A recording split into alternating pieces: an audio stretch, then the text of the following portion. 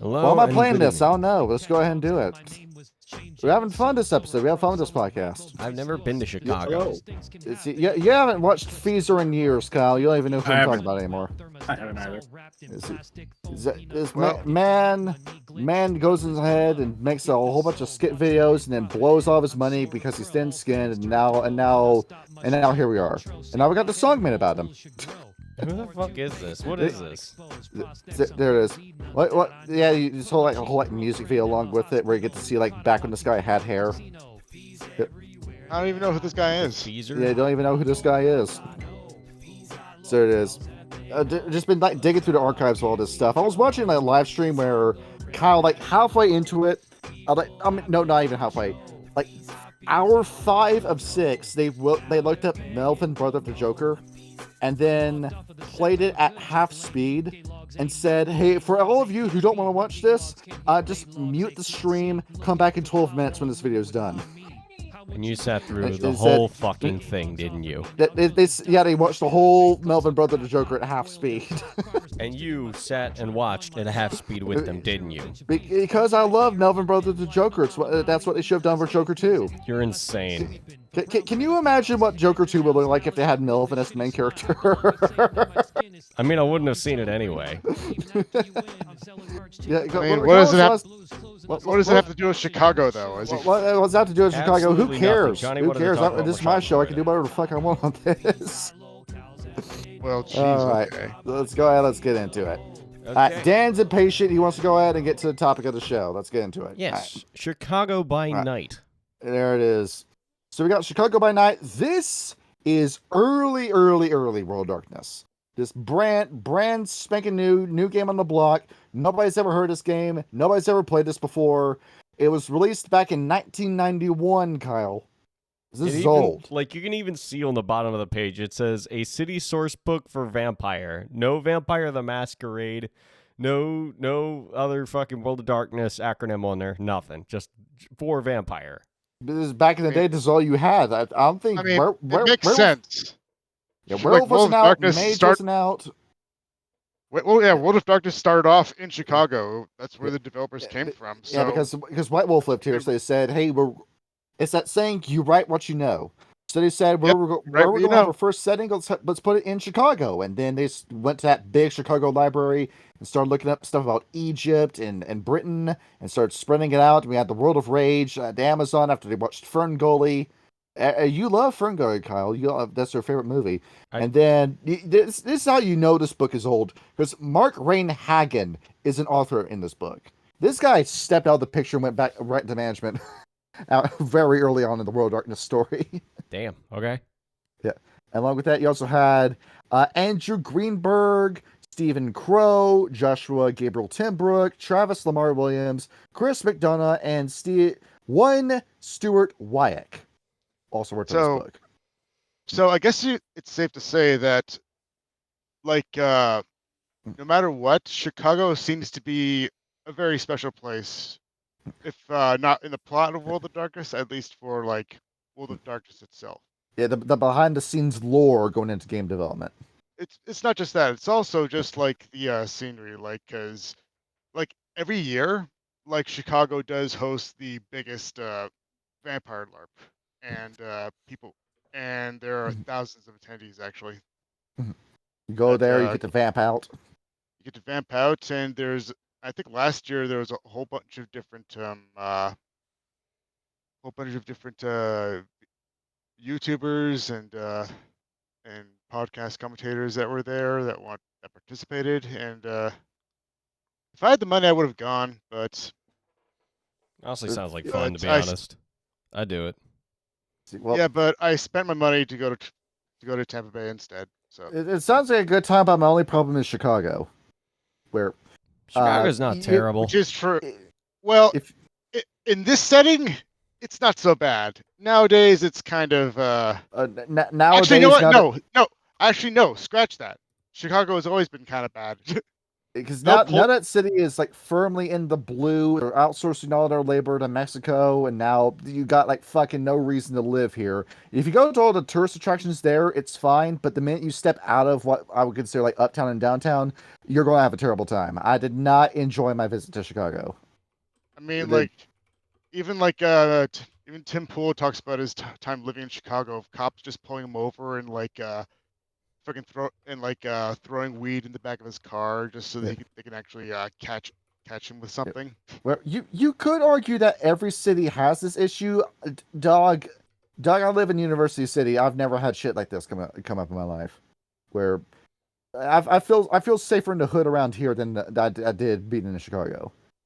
There it is. Or it's kind of like a toss up. Like what do I find more hospitable, Chicago or Washington D.C.? That's a toss up right there. For me, DC's home territory, and it's gotten a lot better. Exactly. Baltimore's still pretty grungy.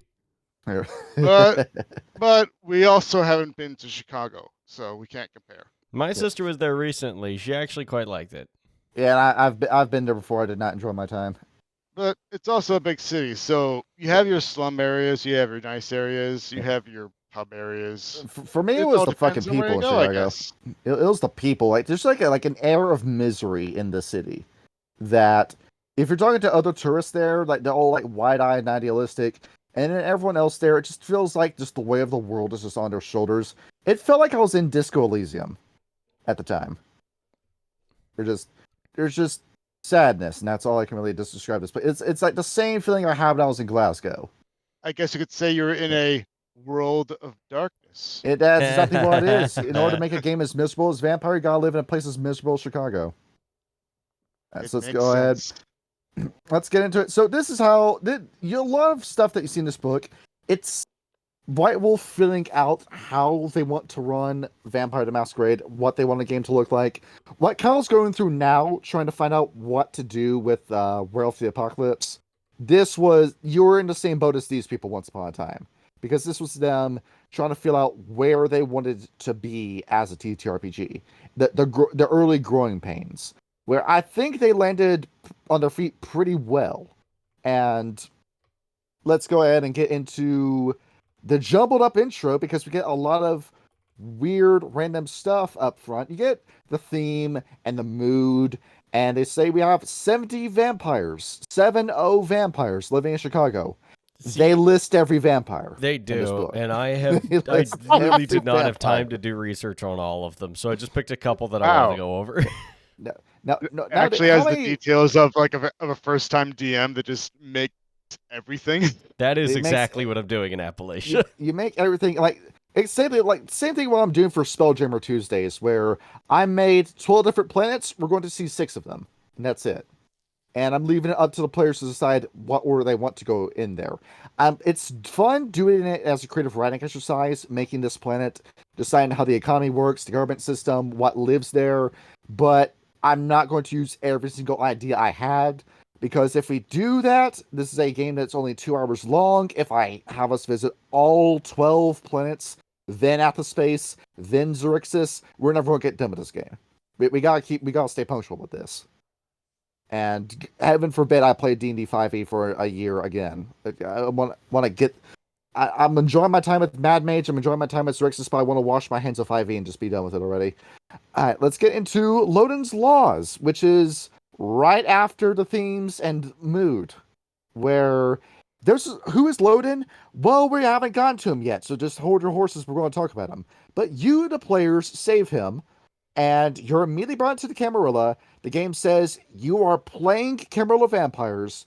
You're not going to be Sabbat. You're not going to be Anarchs. You shouldn't want to play as either of them. Those are villain factions. Do not touch them. You're Camarilla. Is that actually what it says? Well, I'm paraphrasing here, but it's saying that, yeah, or is that just what you think? Being a member of Sabbat, being a Johnny member of the Anarchs, that's just not an option in this book. Is what the thing is. And this was before they really fleshed out what the Sabbat was, because back in the day, the Sabbat was this weird, fanatical, vampire supremacist group of assholes that just killed humans and ate them.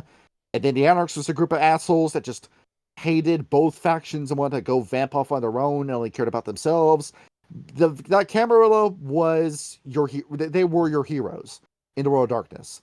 But they weren't necessarily heroic now, were they? Because we got a lot of issues with the Camarilla. We're going to get to them and talk about them at length, but not today. So, well, John, how this being the like the first module, like what do you think what kind of characters do you think they've actually made? How generic do you think they are? How basic do you think they are? Or I do they actually think this book laid out what was going to be the template for what your vampires were going to be. Where if you need a reference, this book has your reference. There are several vampires in here. Whereas the number is a little bit hazy at the moment. Like 6 to 8 Caitiff are in this book, and it shows you what to use as a guideline for the Caitiff.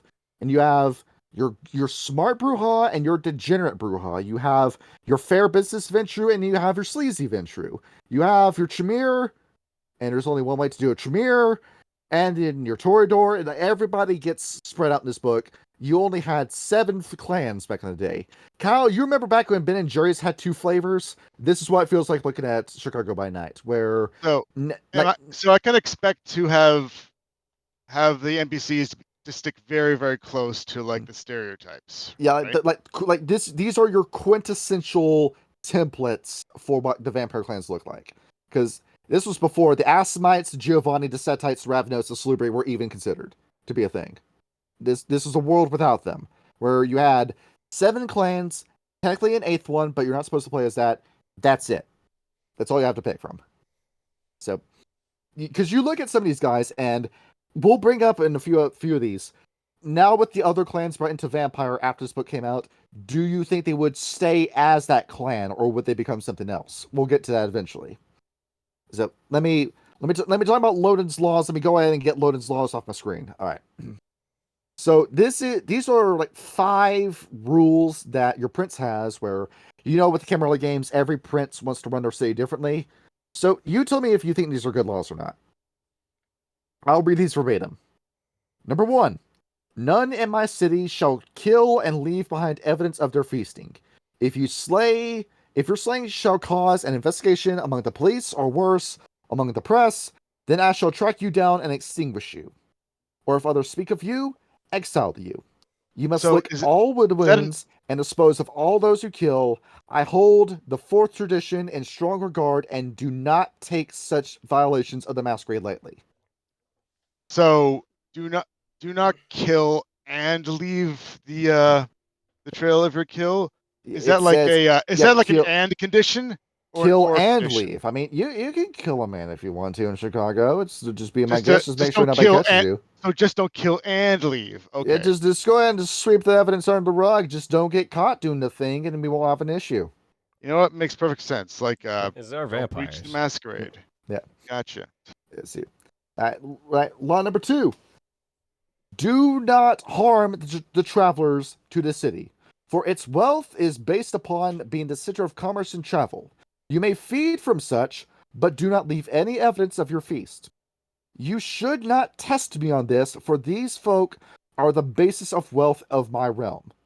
The tourist must be left alone. There's a lot of money to be made in foreign markets. Bring in the money. And if you violate that money, then we're going to have a severe problem. Is what the rule is. Wow. So it's minority laws. It's the reason why Trump's never going to build the wall the way that he says he's going to build the wall, because there's too much money in immigration for that to be the thing. Tourist protection law. Yeah.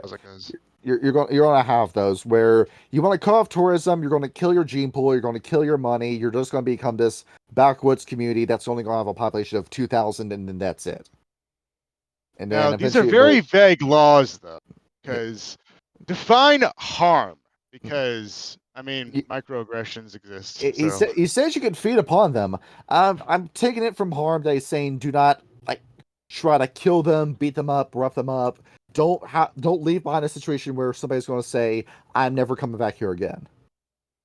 Just make sure that the tourist is going to come back and spend money all over again. All right. Number 3. Well, I think what? Yeah, go ahead. I was just going to say that I remember this law in the game, and I think it was written like that just so it could actually be open to interpretation. here. Now we get a fun one. Number 3. Have nothing to do with any of those among the press. They are to be strictly ignored. They are my domain. Neither should you attempt to create contacts or retainers among the police of the city. They are my domain as well. So Interesting. why don't you make a law like that? Why don't you make a law like that? Why is this in here for? What are you trying to say? What did he mean by that? Ventru stretching his power, trying to micromanage me, trying to decide who I can and can't have as my contacts, making sure that he stays in power forever, and I'm just stuck where I am forever. That's absolutely. It's a see. There is a problem with that. In that problem is sometimes you need more influence than just your own, than just yourself. Because what happens if he pisses off his contacts in the police or in the media? Sometimes they'll need a Toreador to actually get them to lighten up if ever you piss the other one off. Yeah, whenever you have a Venture, you have a Toreador right next to them. It is those two are attached at the hip. I don't know. Nobody played a Venture in our disco game. I will. No. We have a Lasombra, but he's not the same. And let's see here, number 4. Keep the sanctity of Elysium, for that is our place of rest and recreation. No act of violence or struggle shall be tolerated. You may attend my court there, as in all my city are free to do, but you must not carry your conflicts into the sanctity of its ground. This is a non-aggression zone. You start any shit in here, you're out of here. That's the law. So basic rule of the tradition as well. Yeah, so where that becomes standard fare for most the Camarilla cities, where Elysium, the big Camarilla HQ, don't start your shit in here. That became standard fare. And gotcha.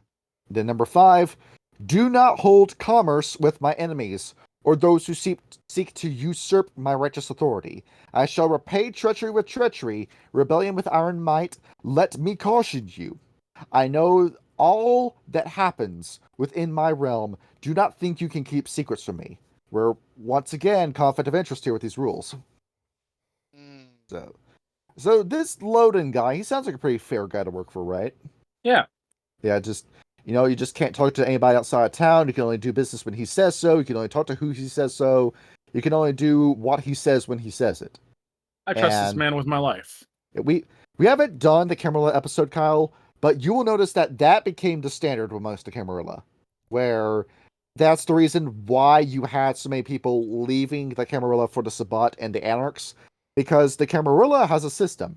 Those in top stay in power forever, and those on the bottom stay on the bottom forever. You have to wait for a vampire to either be promoted out of their position or face final death if you're ever going to smell what they have.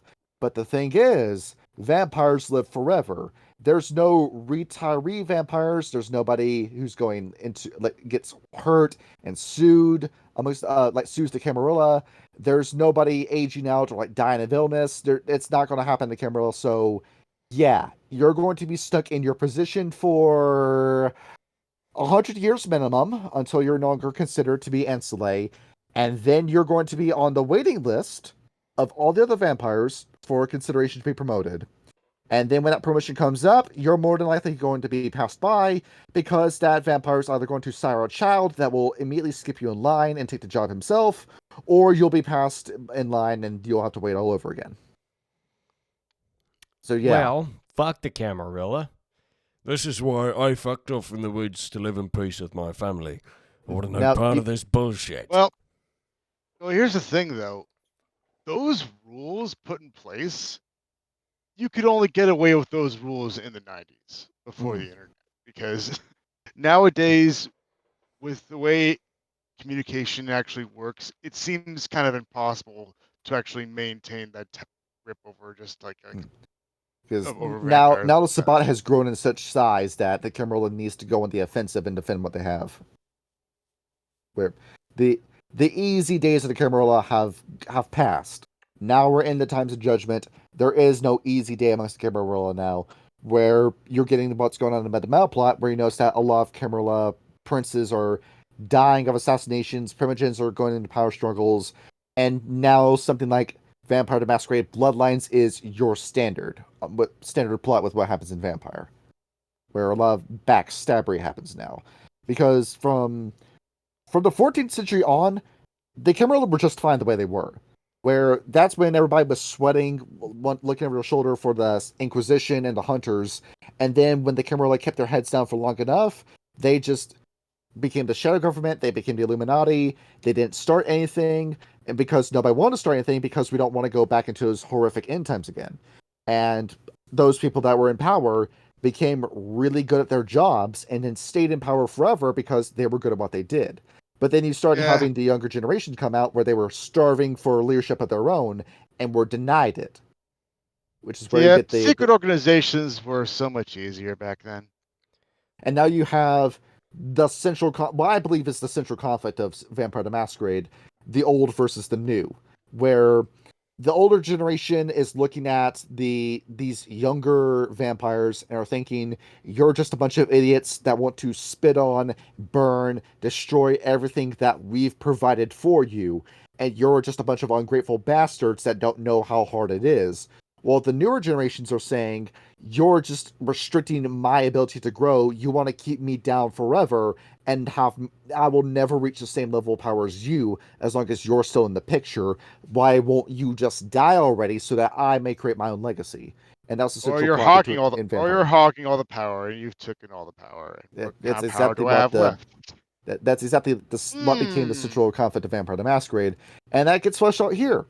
And here's some other bits and pieces in this book where it's telling you how to roleplay as a vampire, where I think we know how this works now. Back in 1991, this was something that somebody needed to be spelled out for them, but I think we know how this works by this point. Like Blush of Life, how feeding is supposed to work. You can't just go to a hospital. You can't just go to a clinic. There's steps that need to be taken. You can't just be a normal person anymore.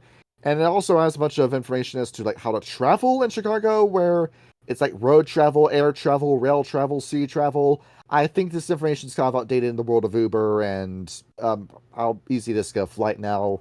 Flight tickets are fucking expensive now. But I heard is there a monorail in Chicago as well? Yeah, the Chicago L. It runs around the city. It's elevated above the road. Yeah. The Chicago L, and what was it that? We'll pull up a. What is this? What did I just find? Colin posted this in studio notes. It's an idea. I typed in the Chicago monorail, and this picture came up. No, that's what kind of fucking contraption is this? No. There's a Chicago. The Chicago L is it's iconic almost here. Yeah, that's not the Chicago L, but that's the first image that popped up when I typed that in. Yeah, here, look, it runs above the city. I'll open it up in a new tab just so. That is very steampunky. Yeah, there it is. Now I wish the Chicago L did look like that. Yeah, it looks like this. Yeah, there it is. Yeah, that's the actual train system that you're looking for. That looks more miserable though. Yeah. It's banal. It's not very changing of you. It's a city. It's a city. You're telling me that whimsy can't exist in this city? Atlantis, El Dorado, that kind of shit, Kyle? The Hanging Gardens of Babylon? Not nowadays. We can have a fun city, you just choose not to build it. I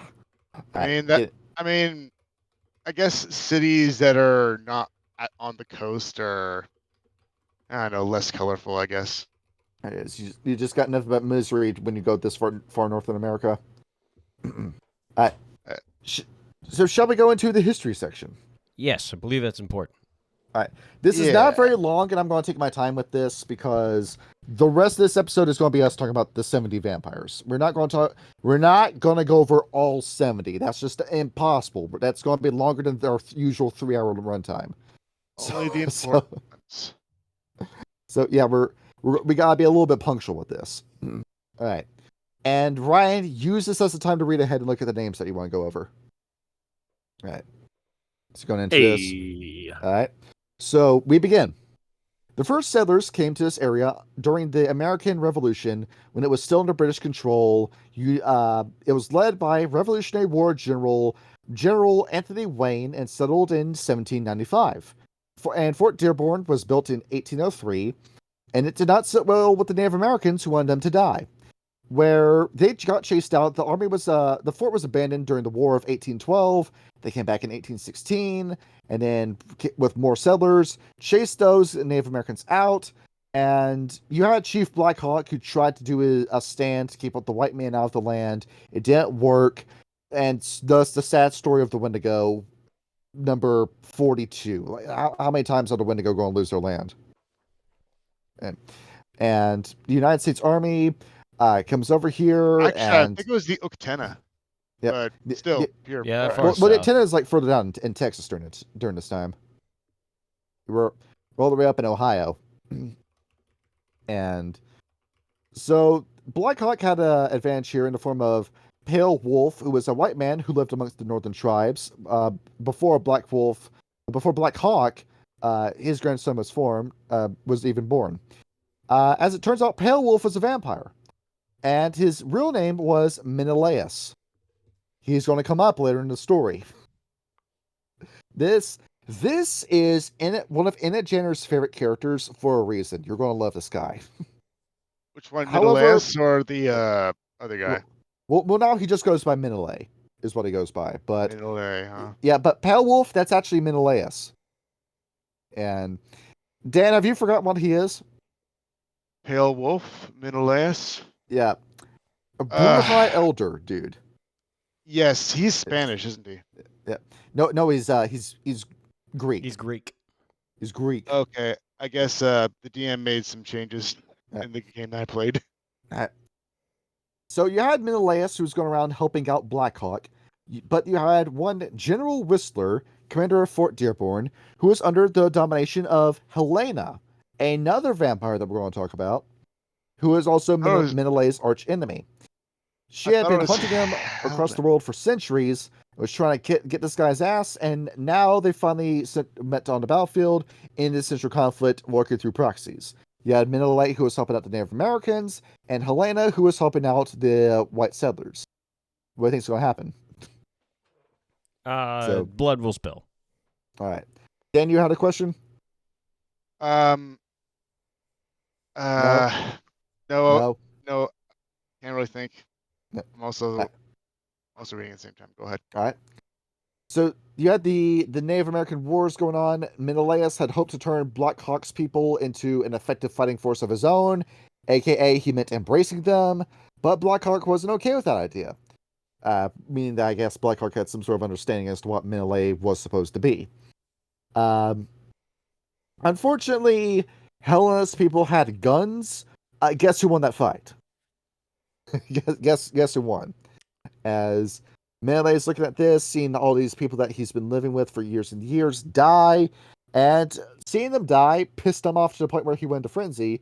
Instead of relying on pause, he went into the battle by himself, ran right up to Helena. Helena was just unloading guns in his face. Menelaus wasn't even flinched. The two Methuselahs met up, were in this massive fist fight with each other. Menelaus can kill a guy with a single punch, but Helena needs to be hit by the punch first for it to happen. The air turned red with the vast quantities of blood that was being spilt by both of them, and none could follow what was supposed to be happening. But they saw Helena dig her claws into Menelaus' ribs. She apparently rips his ribs out from his abdomen, and then Menelaus instead grabs her, sends his forehead into her face. The both of them are mortally wounded, but the two of them are finally separated when a vampire known as Prius, who we'll talk about later, manages to come by and went over to Menelaus and staked him and then finally ended the fight that way. And you would think this would be the end of Menelaus. No, instead, Menelaus' remaining allies dragged Menelaus to safety, escaped with him on horseback, and then Prius looked over and said, Helena, baby, are you okay? Yeah, I'm okay. And then the two of them kissed, and behold, it was a whole beautiful Hollywood ending, right? No. No. This is Never World of is. Darkness. You don't have happy endings here. Who gets their skull caved in? Yeah, so Well, it it's actually kind of a cold kind of conflict now, I guess you could say. Yeah, it had to be awkward for that kiss though, because like Helena's like her nose is like smashed into her face from the headbutt. She's mean, talking out of her head. She's got brain damage from the headbutt. She still has presence. Right. And yeah, it doesn't matter how mangled your face is. You just need that. Why don't the fucking Nosferatu just go ahead and get presents already? And plus, Prius was probably bloodbound. So, yeah. Well, he was. So, the first prince. Guess who gets to be the first prince? Well, you won the war. You get the castle. Helena becomes the first prince. Oh, really? Yeah. Oh, it wasn't. And you've got Millay off to the side, who's stewing about this, who's plotting his revenge. It's not going to happen today. And while Helena's over here, another guy called Maxwell enters the story and says, "Hey, I think I'll be a better prince than you." And Helena says, "Oh, really? Show me what you got." So Maxwell says, "Well, there's something you should know about me. Take a wild guess what my clan is." Helena? Toreador. No, a brand new Maxwell. Oh, Maxwell? Yeah. Ventru? Bruja. Oh, okay. But unlike your other Bruja, this guy's a smart Bruja. Where this was before the Bruja just became a bunch of degenerates. And Helena's thinking, well, yeah, come to think of it, I am starting to lose a lot of private time with Prius trying to run the city. You're coming in here, and what, you got started by the Spanish Bruja? Yeah, you look good enough, Maxwell. Let's make you the prince. So, behold, Helena steps down, Maxwell steps in, and everything is fine. And under his leadership, you begin to see Chicago grow in size, and then the Civil War happens. But it wasn't that bad, because as it turns out, a lot of vampires saw their havens get wrecked during the Civil War, back when you had Confederate vampires sneak over Union lines and the other way around. And yeah, a lot of new vampires came in. And with all the new vampires came new money, the city began to inflate in size. And then one of the new vampires was one Loden, who comes into the story. Shall we show his picture? Yes, please. Yes. Right. So let me go ahead. So innocent. this guy becomes the main character from this point forward. Which picture do you want of him? Do you want the oil painting? Do you want the black and white painting? The pencil sketch? I'm gonna be honest. Black and white one, please. Oh, okay. Like the oil ones look better, but we can do the black and white one. Let's see. Let's do this one where he just looks like an abject supervillain. Oh yeah, that's actually pretty tight. Yes. So, Ryan, you know the answer. What clan is this guy? Oh God. Oh, just Ventru. like you. Yeah, absolutely. This guy's got big Ventru energy to him. And this we know him. We love him. It's Ventru. Let's trace his lineage. Who is his sire? One Datura. And that's where the bloodline stops. You don't know who sired Datura. But which I don't like. So he just kind of popped in there, didn't know where he came from.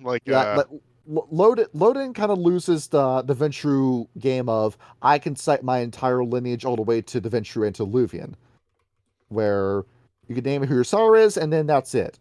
Hardstat the Younger and Mithras are both laughing at you.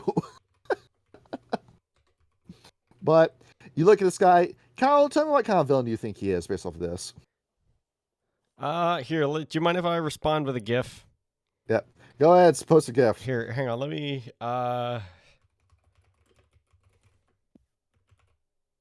see what you got. Let's see this. what you got. See, I guess you could be welcome into Chicago if you kiss my nugget. I kind of this guy would fucking casting couch you. He would fucking Epstein you. You want a chicken nugget? Let's see what we got here. Fuck you. Would you like a chicken nugget? Basically, that's what I get from this guy. It's the same energy. So as 1871, Loden comes to the story. Maxwell and his allies finally managed to stem the influx of all these vampires that were coming in. He said, no, that's it. We're done. We're not bringing it anymore. And why did he say that? Well, it's because you brought in too many Malkavians is the issue. where they're going around, they're fucking nutters, they're just causing messes in the middle of the city. One clan's gotta ruin it for everybody, it's gotta be the Malkavians, right? As what happens during this? The Devil's Night. As it turns out, that big Chicago fire, that was caused by Malkavians. Where one dumbass ended up setting the whole city on fire, and 18,000 buildings all went up in smoke. Who's gonna fix this? Loden says, I'll be the one to fix it. As he goes ahead and steps forth, as he says, here, I will help lead this building project. I'll pump in all my money. I'll be the one to fix the city. And behold, he comes in, he saves the day. Pay the rent. But I can't pay the rent. I'll pay the rent. That kind of energy he's got going in. And behold, everything is fine. Everybody loves Loden. And, well, what happens with Maxwell? Maxwell's noticing that a few too many people are beginning to love Loden. He looks over at Loden and says, hey, remember I'm the prince here. I think you need to tone it down a little bit. Loden responds by making an attempt on his life. Good job. Where Loden comes in with a band of Ventrue. He attacks Maxwell in his own home. They have this massive fight. Maxwell loses an arm and then runs off into the woods to never be seen again. As you do. Yeah. As well, we'll never be seen again. Maxwell does come back eventually in the story, but oh no, what happened to Maxwell? Oh no, he just decided he left one day. He didn't even get to say goodbye. I'm the prince now. Everybody worship me. That easy. So with that, everybody says, "Oh, Loden's the new prince." Did Maxwell say it was okay? Oh, he did. Well, it's okay. Loden, you're a pretty good guy. I think we're okay with you being the leader. And of course, all the Toreador just kissed up to the Ventrue because the Toreador realized without the Ventrue, we have nothing. Unless you're a Toreador to tribute, where you're just a fucking degenerate at the end of the day. But all these Bruja are looking over and saying, hey, it's kind of sus, don't you think, that Maxwell just disappeared? Now we got this Ventrue guy, the rival clan. He's in power now. You think this is kind of suspicious, guys? No. That's preposterous. Don't worry about it. So, you had three powerful elders, who I believe their names are Inyanga, Khalid, and Prochet, who all really hate Loden and decide, hey, we realize what you did. We know that you're a bullshitter. Civil war. So, all these guys go ahead and you have a few confrontations that don't really result in a blood spill where they're using mortals as proxies. Loden knows this game. You can't beat this man in his own game. So he says, "Oh, you're trying to muscle me out with all this like human proxy war shit. Here, allow me to just dominate the entire police force, dominate the entire press. They're all my ghouls now. They're all my contacts. Now I can do whatever the fuck I want with you." Where Loden just goes full lawfare and locks down the entire rebellion, and now you can't do shit, right? Because if you want to do anything illegal, Loden just needs to make a few phone calls, and then the fucking National Guard shows up on your doorstep, and what do you do after that? Right? You can't really respond to that. It's that whole, if you think you're going to take on the government, you don't need an AR-15, you're going to need an F-15, which is what we got, and you don't. And then they realize that by using an F-15, they destroy all of the infrastructure and all of the people that are used to uphold that infrastructure, and so even further seed the dissent within that city for having destroyed their livelihoods and their families and their neighborhoods. Meanwhile, trying to send a number of people in through, the National Guard or the military, they do not have the right number of personnel or the loyalty of said personnel in order to enforce an effective police state. Not including the fact that, America is one of the most densely armed civilian populations in the world. And that whole speech, that really was the worst president we ever had, but I digress. But what's another way that we can fight Loden, right? Do you remember what he was saying about foreign money, bringing in tourists who spend money? The Bruja embargo him, where money just stops coming into the city altogether because the Bruja are going around starting shit, getting people to say, I'm never coming back to Chicago again. And Loden begins to realize, hey, what happened to my quarterly earnings? Why am I not making much money as I used to? As he looks over, he gets two guys to help him out, Ballard and Drummond. And Loden's beginning to think, oh shit, if I lose all this money, the Camarilla is going to they will approve of me being overthrown. And there's only going to be two ways this will end. Either I go out in a blaze of glory, or I'm just going to get kicked out, put on a red list, and I'm going to disappear. I'll enter a room and I'll never come out of it. So what's the plan here? Well, first, Loden tries going over to any sort of union that's going on in Chicago. He's calling in Pinkertons. He's getting it busted up, but it's not enough. So he says, I need to go ahead and I need to make the union look like a bunch of villains. I need to demoralize and like tear down the entire. He's doing a glowy shit, is what he's doing, Kyle. So what does he do? He has a suicide bomber appear in the union who blows up a bunch of civilians on accident. Has the union be entirely guilty for it. He frames the union for it, and now nobody wants to support that union because it turns out you're just a bunch of domestic terrorists. Oh, we won't side with you. And behold, he gets the public on his side. And, of course, this results in a big damn riot where everybody involved in the union is sent into kangaroo courts. They're thrown out. But you convinced the people, but you didn't convince the vampires. Where they became martyrs amongst the Bruja, and now it looks like this conflict is about to go hot. Which is where we got to... Story sounds a little familiar. What? Why do I feel this story sounds a little familiar? Because Vampire the Masquerade reflects real world, where I guess they weren't very subtle when they were writing their storytelling. Their very first module, huh? Where we now have an incident that I'll read verbatim: the Pullman Strike. The Pullman Strike of 1894 has gone down as one of the greatest tragedies in Union history. A strike against bad working and living conditions managed to unite black and white Pullman workers to cripple the nation's rail systems, a direct threat to Loden's most recent lieutenant, the railroad baron Drummond. Without even consulting the prince, he caused the government troops to attack the workers and broke the strike. But his actions swayed public opinion even stronger in favor of the workers. The incident became a worldwide scandal and an embarrassment for the city. What happened is that Drummond fucking played his hand too early.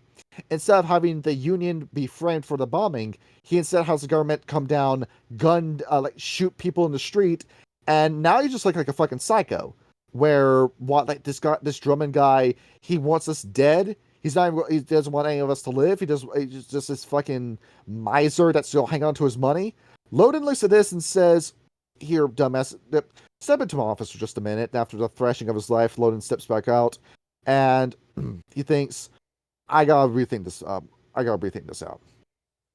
So he looks over at a guy called Tommy Hines, where he is a guy that's amongst the workers. He embraces him. He is this socialist kind of guy, and you use domination to brainwash him. Hines began to co-opt the union leaders with promises of wealth and personal power if they would ensure the workers' complacency. Industries most at risk were forced to upgrade pay and working conditions, while other unions began to suffer the first takeover attempts by organized crime. Modius forces were slow to react to this new threat, but when they did, it was with violence previously unseen in a long conflict. Where you see what he does. He brings in another glowy, another socialist, who begins to co-opt with corporate propaganda saying, hey, if I just up your money, if I just give you a little bit more money, you're going to cut this union shit outright. And they said yes. And then anyone who doesn't do that will play your fucking games, Bruja. We're going to have the mafia come in, bully out the union, take over the union, and then get it back in my pocket. So how exactly do you respond to that as a Bruja? Pretty pissed off. Yeah. As you slowly begin to take away the Bruja's toys one by one. As in order to fight against this, an anarch by the name of Balthazar steps over with his sire. Oh, you had to have your sire come in and help you. You couldn't even do this by yourself. Where they go out and they say, we're going to kill Hines, and then we're going to kill Loden. Now, Loden knows about this, the intel reaches his desk, and he seeks out the eldest candidates in the city who are stressed out. He says, hey, you see this guy Balthazar? He's an anarch. He's going to take everything away. Do you want this to happen? So he convinces these other elders that were starting to have their opinion weighing on Loden, given the the company he was with. He turns them around. He uses fear to get them on their side. And now every other vampire in the city who is afraid that, either I'm going to become destitute or final death is going to await me, to back up Heinz.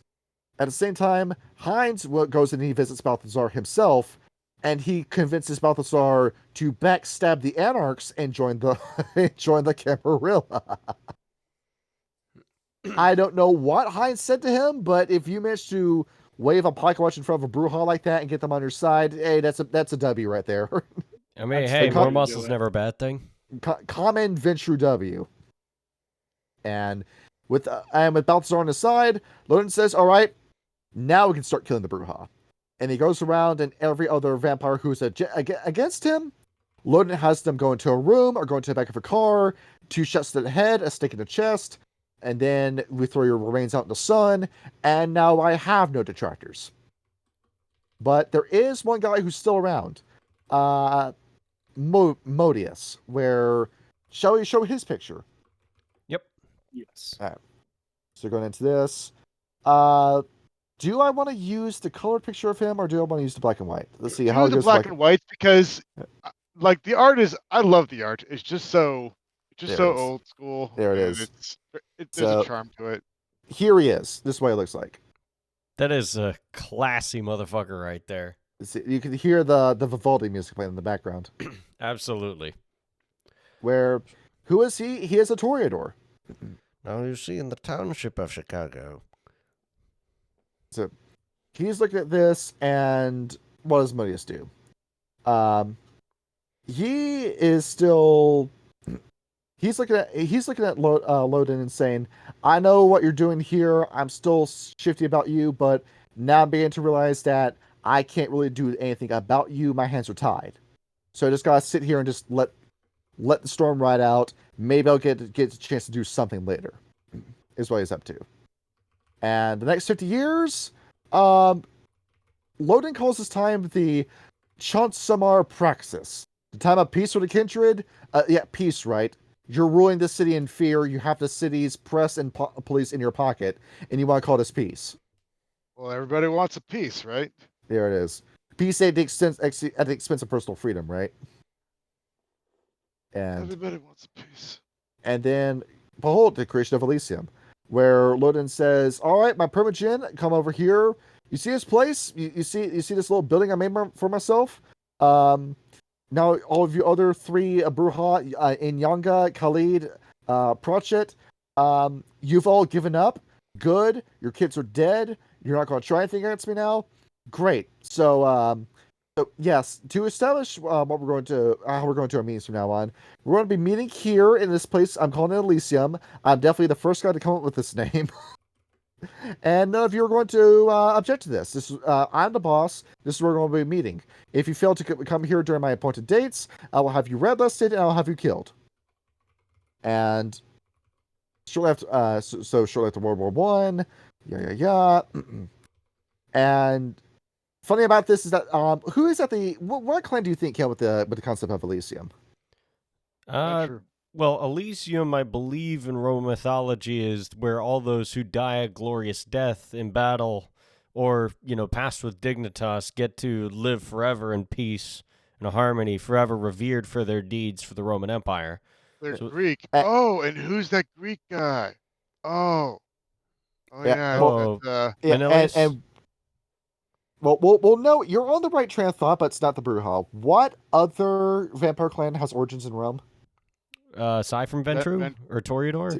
Toreador. Toreador, you got it. This is a Toreador idea that Loden stole, and then he says it's his idea, and he decides he's going to use it. Stole or borrowed and made better. Yeah, this man's a bit of a plagiarist. And what is that Elysium? The Chicago Symphony Orchestra. Honestly, it's, kind of based. If you're going to have a place to do a meeting, of course you want to do your Caesar Circus in a place that's the fanciest place in all of the city. Have you ever been to orchestra before? Orchestra concert? I really want to. I don't know. I've played an orchestra. I have not. Kyle, I'm the reverse of you when it's come to this. You've gone to bands, you've seen bands live. I've only ever seen orchestras live. I've been told by my roommate that it is a religious experience. It feels Not really good really. seeing all that coronation go off. I don't know. I used to play the cello when I was in an orchestra. The Well, I cello mean, being dude. on stage is fun too, but like, to have trained classical musicians that have spent their whole lives mastering, a classic art of an instrument, and then hearing that performance live, but there's like 50 of them on stage all playing at the same time. It's like, I imagine it's magical. Now, in these Elysium meetings, after 50 years go by, World War I has ended, Loden's beginning to notice that he's getting a lot of detractors again. Where I'm saying detractors, I'm starting to imagine like Loden having to voice a dark side Phil now. Oh, Jesus Christ. As Loden's looking over and saying, "Huh, it seems that my Primogen don't really like the way I run my city. I think I know how I'm going to fix this." He goes over, he says, "Hey, here's my new Lieutenant Al Capone." Nope. What is Capone known for? So where the fuck is this guy during this whole like Civil War thing? What, Capone? Yeah. Yeah. Capone wasn't embraced yet. Capone is like this. He's the new vampire on the block, and then says, "Here's our new guy, Capone. You're going to do what he says when he says it. He's here to micromanage you." Started out as a bouncer at a prostitution ring. So is he a Giovanni in this game? Or It would make sense. Giovanni It would make sense to be a Giovanni, but now he's a Venture because the Giovanni weren't written yet. Okay. Yeah, and in a rigged vote to bring Capone into this new job, a 5-2 rigged vote, Capone becomes the new lieutenant after just being embraced. This is what I mean with the Camarilla skipping places in line, and there we go. So looking at this now, there was a whole other vote when it came to who's going to be the Primogen. They said, "All right, in that case, we're going to vote for a new Primogen." Pratchett becomes the guy who becomes nominated for Primogen, and to hardball Loden, to big dog Loden, everybody votes for Pratchett to become the new Primogen. And Loden wants to try to veto it, but then every other Primogen says, no, he's going to be our new Primogen, which pisses off Loden because remember, 50 years ago, this is the guy that tried to overthrow Loden, and now he has a position of authority. So, shit, right? Yeah, this is the Sorry, this is the Bruja Primogen, right? Yeah, it's a new Bruja Primogen, the one who's the most vocal detractor of Loden. And as Loden's stewing about this, and now Modius is beginning to see, maybe this is my chance, maybe we can start overthrowing Loden, maybe we can start doing the embargoes and find a new way to overthrow his authority. We're going to start thinking about this. So, what exactly is the plan here? Loden instead comes up with a plan. He's going to strip Modius of all power, and he's going to do this by killing every single mortal that he has ghouled and that he has controlled. To this end, Loden gave Ballard and Capone free reign to cripple Indiana City's most fucking Indiana. What the fuck is this sentence? Am I having a brain fart right now? What happened? What state is Chicago in? Illinois. It's in Illinois. Why the fuck does it say Indiana then? I don't know. What the fuck? All right, so they okay, that threw me through a loop. So Loden looks over at Ballard and Capone and says, "Hey, go nuts! You can go around wherever you want in the city. I'm letting you both off your leashes. Just get these guys dead." And by the time Modius realized what was happening, it's too late. Now, does Al Capone know how to kill a man? I'm sure he knows a guy. Yeah. No. Oh yeah, So- and he also knows how to smile about it in front Yep. of the news. Oh, I see. Whoa, Why look it at says- you I with the see why it says brains. Indiana No, now, because- no. I don't kill people. I just help them retire. Have you I ever see why it heard- says Indiana now. It's okay. That threw me through. He's in Gary, Indiana, is where Modius is. Oh, okay. Okay. All right. But have you- Imagine living in Gary, Indiana. Yeah, it goes Hell, Gary, Indiana, and Flint, Michigan after 1991. So I guess Al Capone and Ballard are the reason why Gary, Indiana is a shithole. Yes. Have you ever heard that recording of Al Capone? Like somebody actually recorded his voice while he still had like some of his mental facilities about him. Like very, very nasally. Well, no, he actually he definitely sounds like the archetypal mobster. He sounds like he knows a guy. Yeah, he came over and he established everything. And so both Ballard and Capone do a little drive over to Gary, Indiana, where Modius just happens to live because, you know, he's not living in Chicago given the history that he's had with Loden. Are you kidding me? I've been beefing with this guy for this long. This man's going to kill me in my sleep if I do that. So what happens with Capone? I don't know, just going around extorting, hijacking, massacring his way over, killing every single one of Moses' people until he's left with nothing, right? Yep, basically. And not only did Capone do that, but he did everything he could to set up Gary, Indiana becoming a shithole. He's the reason why that place became corrupt. He's the reason why this place is fucking shit. He's the reason why this is a miserable city that nobody should ever live in. Behold. Yep. And after that, Al Capone packs up and then leaves, leaving Modius with fucking nothing in destitution by vampire standards. And Modius can't do a thing about it. And then with that, basically that plotline ends, and we don't have anything to happen for another 50 years until we get into the 1960s. Now, Pratchett is still in power, but after what Loden did to Modius, Pratchett's not going to say anything after that. Where Pratchett's looking over, and what he just ruined Modius. He's went and showed that he's willing to, with Capone and Ballard, to destroy a man's life. And Loden's looking over and he's saying, if you do anything, if you fucking cross me on this, I will make you my personal plaything and I will make you regret having this job. It's what was like the Senate Republicans, not the House Republicans voting Mike Johnson into Speaker of the House because they hated him and wanted him to suffer in that job. Wow. Is that the theory? That's not the theory that I heard. Yeah. I remember back when McCarthy got kicked. It might not have been Mike Johnson. It might have been a different guy, but they wanted the House Republican to get the Speaker of the House position to be a guy that they hated, just so they could know, hey, you got rid of Warhawk McCarthy, we'll make you suffer for throwing him out. Yep. We want war, Kyle. We got to see Tom Tillis talk about how much he wanted war. Because he was part. I thought they put him in there because he was part of the neocon. But yeah. Yeah, it's all neocons now. Also, it's all neocons. I need to head out right now. Actually, what? You're dipping already? I work in a couple of hours, and I actually have not slept all day. All right. Well, if you're not filming for the episode, we'll see you later, Dan. Thank you for coming out all the same, bro.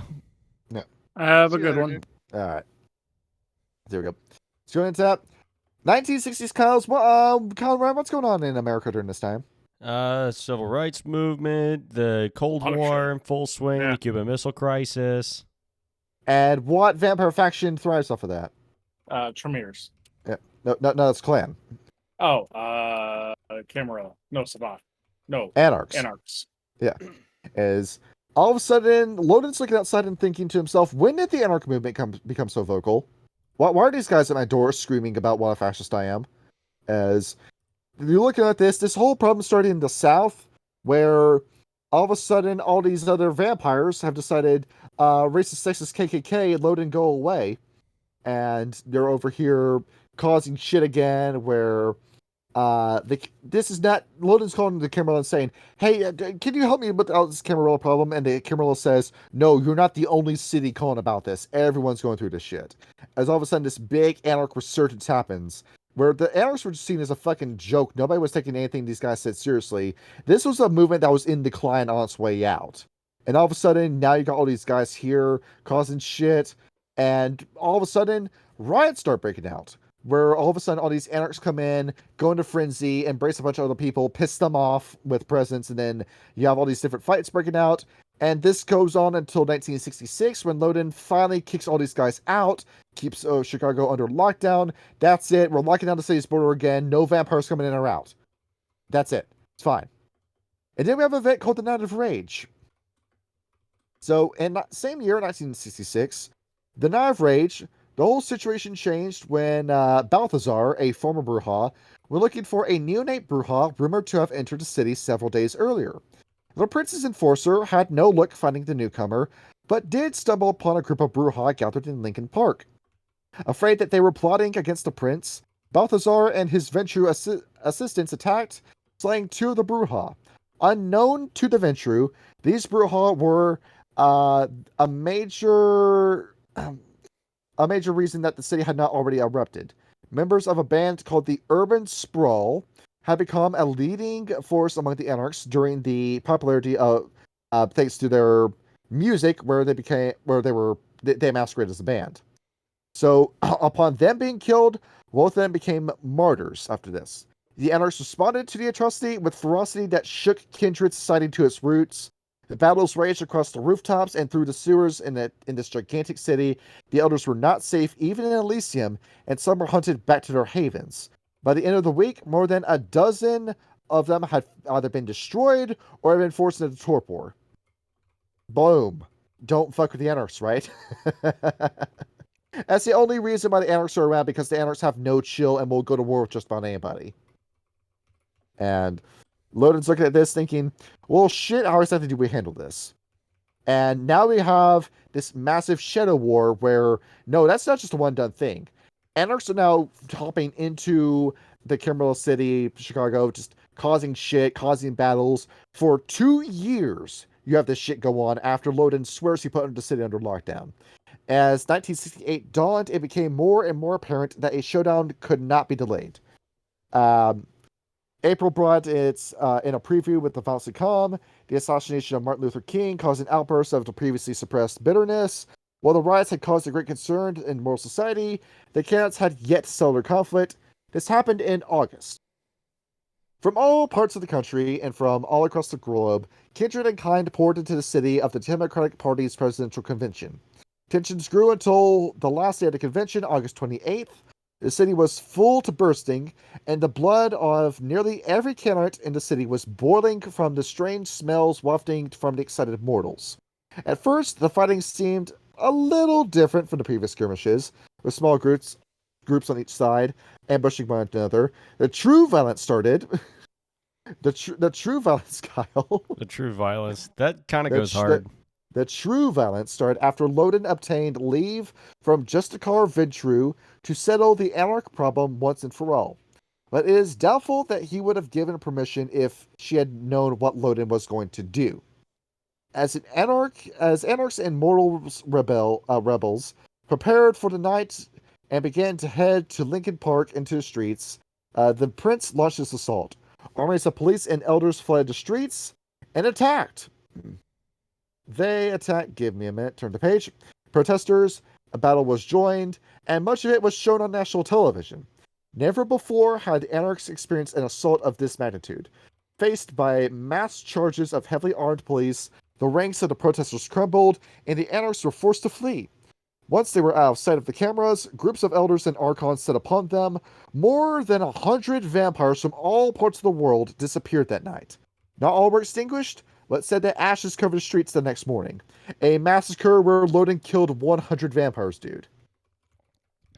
That's why there's No. only 70 and not 170. Because they all gathered for that Democratic National Convention. That's why so many were there. They got McCollade is what happened. Yeah, a lot of... Or not lot of princes McCollade, were there. Ricad. Yeah. Yes. That's why I say the best vampire hunter is another vampire. That's exactly what it is. Vampires know how to handle each other the best. And That's yeah, why Everything And- seems to come full circle, doesn't it? And Loden, in his confidence, calls up to Camarilla and says, "Hey, I just held your anarch issue for you. They did what you do. Oh, I did a massacre. I killed 100 vampires. You did what?" And they looked at Loden and said, "Okay, thank you for doing that, but tell us you're going to do that the next time you do that." And Loden hangs up the phone, and for all he knows, Everything's done. I can just prep up my feet. It looks like we'll have another 50 years of peace lined up, right? Everything's going to be fine. And it's not until we have an incident called the Zoo Mystery. Now with a name like that, what do you think is going to happen? So, in the early 70s, there were a series of animal thefts from the Lincoln Park Zoo. The robbers had their headquarters in this area in an abandoned tenement's basement. In a rare burst of frenzy, several of the remaining anarchs in the city, led by one Rosa Hernandez, a gangrel, descended upon the thieves and killed them in an orgy of bloodletting. It was never known exactly why the thieves wanted animals. Rose claimed that they were planning to sell them to medical corporations for experimentation. Pentex, dude. Just like proto-Pentex. But why any corporation would be interested in buying a leopard, it's unclear. Kyle, you want to buy a leopard? I mean, that'd be kind of sick, not gonna lie. There it is. I feel like it'd fuck up the upholstery, though. Yeah, you can pet him, you can scratch him behind the ears. He does that, like the little face he does. Yep. He'll kill something for you and put up in a tree. That'd be great. In any case, the police believe that somehow the thieves fell prey to their stolen goods. Well, it's Gangrel. That's a pretty good cover, actually. See, this is a smart book. This theory held little more water than Rose's beliefs and why the animals were stolen in the first place. For one thing, the animals were also found dead. But bizarrely, somebody had punctured their major joints and had drained their bodies dry of their bone marrow. Rose was later ordered to provide a full report to Loden at the next assembly in Elysium. She claimed that the thieves had just returned to their headquarters and found the animals dead when she and the anarchs arrived. The place looked at this as if it had been torn up by a hurricane, and all the electrical appliances in the basement had disappeared. Between the time of Rose's assault and the time Loden determined her involvement, several other bizarre killings also took place, all involved in the draining of bone marrow from human victims. Loden's orders from the city's government covered up these killings to avoid panic, along with the deaths of the animal thieves. Loden was able to call yet another crackdown on anarchs, crushing all those who had been sufficiently unwise to live in the open again. The Camarilla chose to overlook Rose's violation of masquerade due to her cooperation. Loden gave her strict warnings, however, and she has become more circumspect since then. And no, they never did solve the murder. They never solved what the mystery was supposed to be. So That went well. And What happened? shortly Blame after it on the the anarchs anarchs. came Stop back. wasting my time. And then the anarchs came back. And, well, like Lawrence whole shit was saying, okay, I'm just going to have to kill 100 anarchs all over again. And this led to a group of serious conflicts known as the Council Wars. Where this is the 80s is when this takes place. So what happens? Loden starts making several neonates help him rule parts of the world society again. He's starting to lose numbers to this war. He's got to embrace and promote his children into positions all over again. The Primogen notice this again and say, no, dude, cut this shit out. You keep hiring your own people. We got our own boys here who want these jobs. Loden says, fuck you, I can put whoever I want in power. And you have this ongoing power struggle between the two, where 1983, Loden turns yet another member of the Primogen against himself. This time he angers one Annabelle Tinabel, one of the leading Toreador. While she was not a particularly potent force amongst the Primogen, her vote she was the one that had the swing vote when it came to things. And she decides that she's going to be a thorn in Loden's side for the rest of her life. She has finally had it with this fucking guy. She hates him. Like many other great upheavals amongst the kindred of the world, this resulted in a fierce power struggle. The powerful post of mayor had once been a position that Loden had complete control over.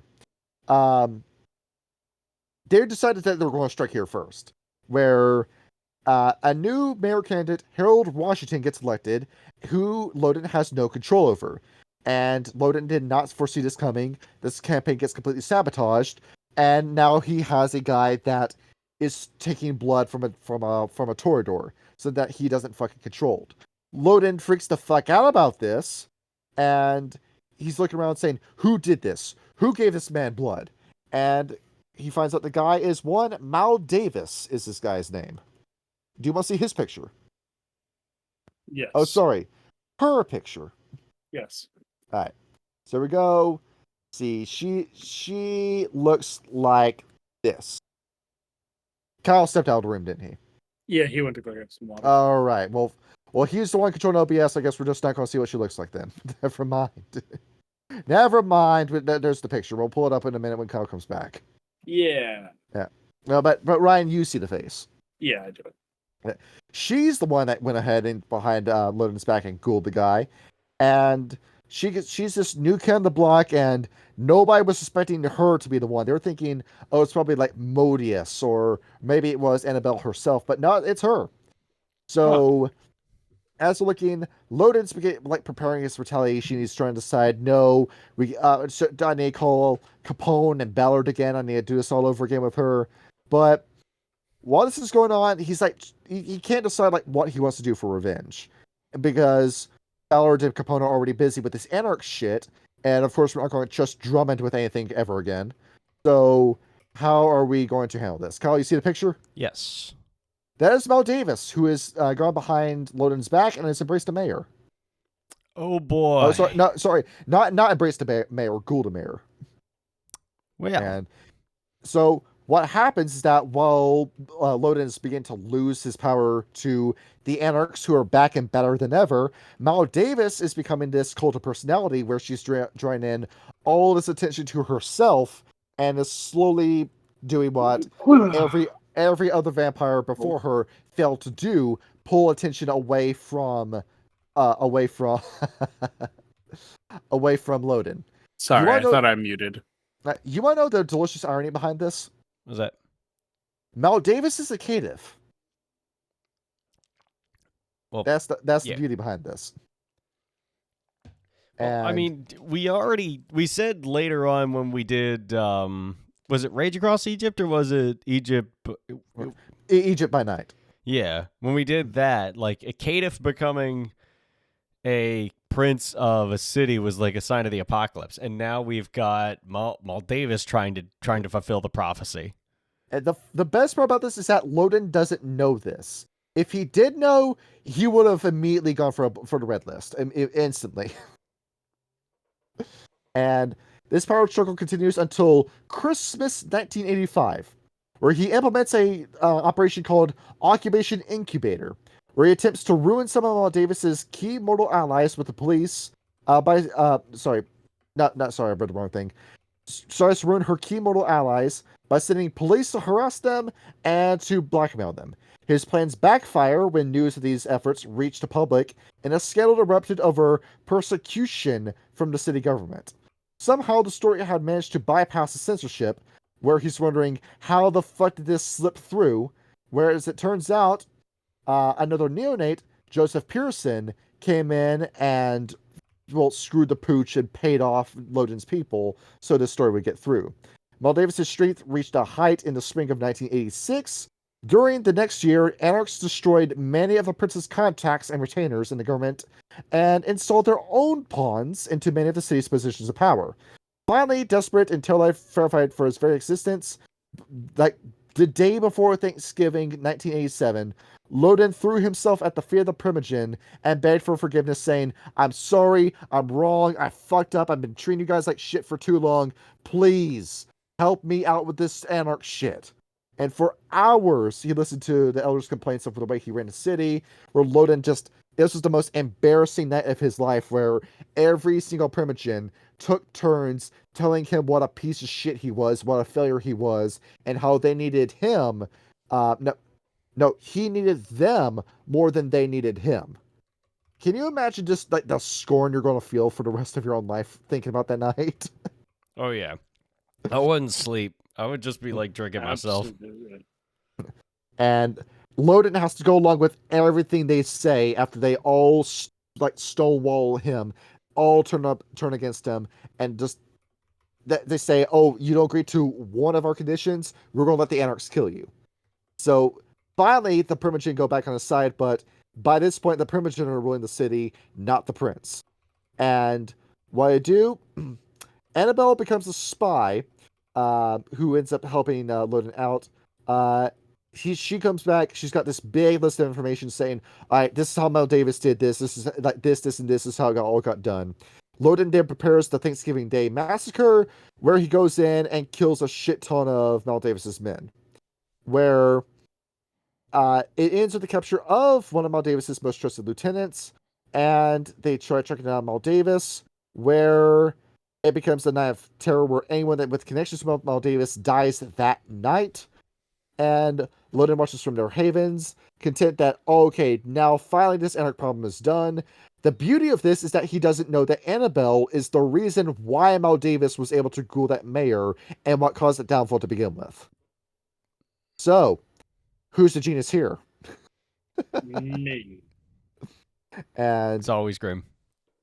Always. And while this is going on, the Anarchs lost the bulk of their strength, and all of a sudden, Pratchett just disappears. Like the other Primogen don't know what happened to him. Like, oh, what the fuck happened? This guy's gone now. Where, he slips out the back, either because he begins to realize like Annabelle's starting to like frame him, like put evidence against him, saying, "Oh, if Loden ever figures out how Mal Davis made this progress, you'll get blamed for it, and then you'll be the one who's killed." So either Pratchett leaves, or Loden finds out, believes it is Pratchett and kills him, or Pratchett decides that any sort of attempt I'm going to have at taking Loden's life, it's not going to happen. I'm done playing these kind of games. I'm not the big dog in the yard. I'm just going to cut my losses and find another place to become my own leader, become my own man. And he almost gets Mal Davis. He almost kills her, but she is gone before he can get his hands on her. Great, right? But looks like the problem is done, right? Where Loden can just go back to being the prince of the city, but now he's just the bitch of the same men that he tried big talking. And now we're at where we are with the city, and well, at the time was the modern scenario, where you have Helena and Melee make a comeback, where Helena this entire time she's alive, but she's just been off to the side watching this all play out, not lifting a finger for any of the events. And Menelaus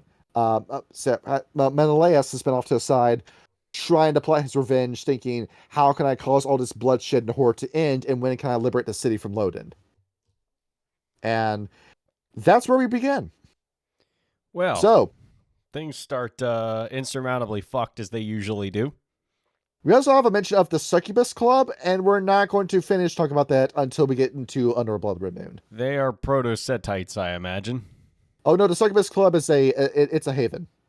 Oh, okay, Yeah. fair. But we're not going to talk about it until we get to Blood Red Moon, because that area plays a central part in the plot line of A Blood Red Moon. And now we're going to spend the rest of this episode talking about the characters. There's a fucking lot of them. Like, The characters. look at this. Yeah. There's a lot of characters. You pull up the wiki page? Yes. Yeah, like all those type of links, and every single one of those has information transcribed from the book. And there's also a number of characters that are confirmed missing or destroyed as well. I didn't go over any of those, but Jesus Christ, there's so much. Yeah, there is. And there's, of course, like a whole travel guide in this book about Chicago and where to go and what to do and what vampire would control what. And this information is now outdated in the face of Chicago by Night 2nd edition. So we're going to skip that for today's episode. Go watch our Blood Red Moon episode when that does come out. Where we're not making that until April. So, shall we get into our characters? Where this is why I want the focus of the episode to be, because I really want to talk about these guys. There are some good ones in here, I will say. Let's go by clan. Let's go down the line from the clans. Yes, indeed. So who did you pick for the Bruja? I picked what you told me to pick because it seemed rather goddamn important, especially given the history of Melanie, or formerly Millennius. Menelaus. Yeah. So, he is a Bruja Methuselah, 4th generation. And Kyle. What? Also, this is the guy that killed Nurgle. From Warhammer 40k? No, from Vampire the Masquerade, the Baali. Oh, yeah. What a fucking bro. Hell yeah. He killed him by punching the volcano of Pompeii so hard it exploded. Dead ass. That's how he did it. That's incredible. So Gotta love that. So automatically, this guy's got a big W. And it's Troil who sired him. Where you see how ludicrously powerful that man is. I described to you the fight between between Troil and Arad, where you remember Invincible versus Omni-Man, what that fight looked like? Yeah. That's the level of power that both of them are on. Good lord. Yeah. So Menelaus is not that strong, but he's almost to the level of, like, say, a Dragon Ball Z character. Oh yeah. So, Goku. Okay, so just to give you an essentially, idea yeah. with his character sheet, with the Chicago by Night, well, actually I think his stats remain the same between both of them. But I think so, but well, actually, there's a couple of differences, but I'm just going to go over the first edition ones. So, strength 8, dex 7, stamina 6. Yeah. What the fuck? he's strong. Yeah, He's he's strong. strong and he knows a lot. Perception 7, intelligence 9, wits 8. What the hell? You see, this is the Bruja you guys are meant to be. I love this picture of him, by the way. This headshot picture of him. Hang on, which one? The one where it's all shaded? Yes. Yeah, that goes. It looks like an MF Doom album cover. It's insane. That is Menelaus to me. That is what he looks like. He is just a harbinger of doom. I wasn't familiar with this guy until an engineer told me about him, and then I started looking to his story, and instantly my favorite Bruja. You know what's kind of fucking scary? Like, look at all these fucking disciplines he has. Animalism 5, Auspex 6, Celerity 9. He can literally stop time. Yeah. He's moving. It is Dio Brando Zawardo, where you are about to fight this guy. All of a sudden, you're all the way across the city, down the street, and there's a hole in your abdomen. Oh my god, yeah.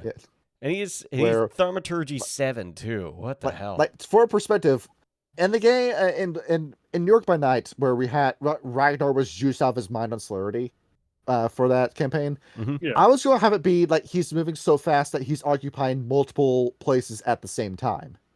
That kind of speed. That does make sense, yeah. With Menelaus, he could essentially clone himself because he's moving that fast. Where he's fast enough to occupy 2 different physical spaces at the same time. And just the sheer level of insanity. And he's got only 2 points well, he only needs 2 points to obfuscate. You only really need those 2. Unless you really want to go hard on it. Also notice the potence 8. Oh my god, dude! Quite literally One Punch Man. He could 2-shot a fucking but that celerity. He could 1-shot a Nexus crawler. Yep. With this 9 dice added to his dodge rolls. He's not rolling 1s, and 8 extra dice to his damage rolls. And that's bearing in mind that he also has a dodge and 8. Yeah. So that is that is his dexterity 7 plus 8. So that's 15 plus 9 points in celerity. And you're not going to hit him. Yeah, he's dodging everything. Then you go into his thaumaturgical paths: elemental mastery, path of the blood, spirit manipulation, movement of mind, and lure of flames. This man's setting his fist on fire when he punches you. Good lord. He's giving you Rot Shrek just by attacking you. How does that work? Wouldn't he frenzy because of the fire? He's in control of his own fire, no. It's thaumaturgy, yeah. Oh. But here's the kicker.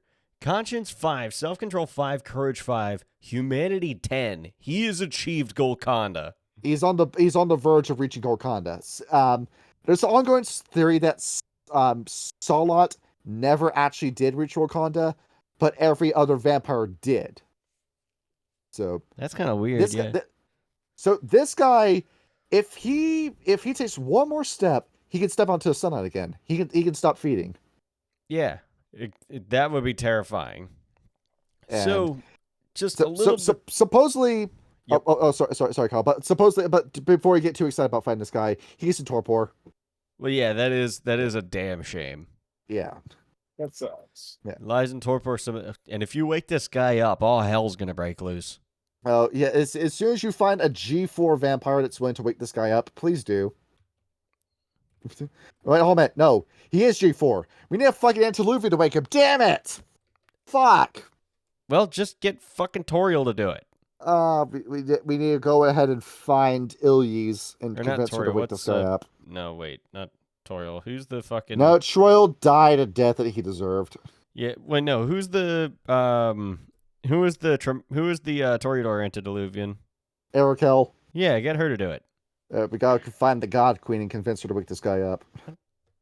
Fucking just ask Tabitha. Anyway, so a little bit about this guy. He was ruler of one of Greece's growing merchant cities 8 centuries before the height of Hellenist Greece civilization in 457 BC.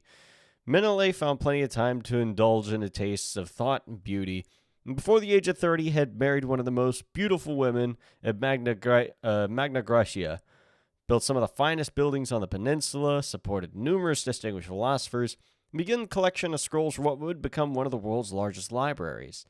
His city flourished, and a lot of envious eyes were cast upon his shining city on the hill, and a lot of the Asian minor nomadic tribes began to harass his merchants, and incidents escalated, and an enemy city wound up kidnapping his wife.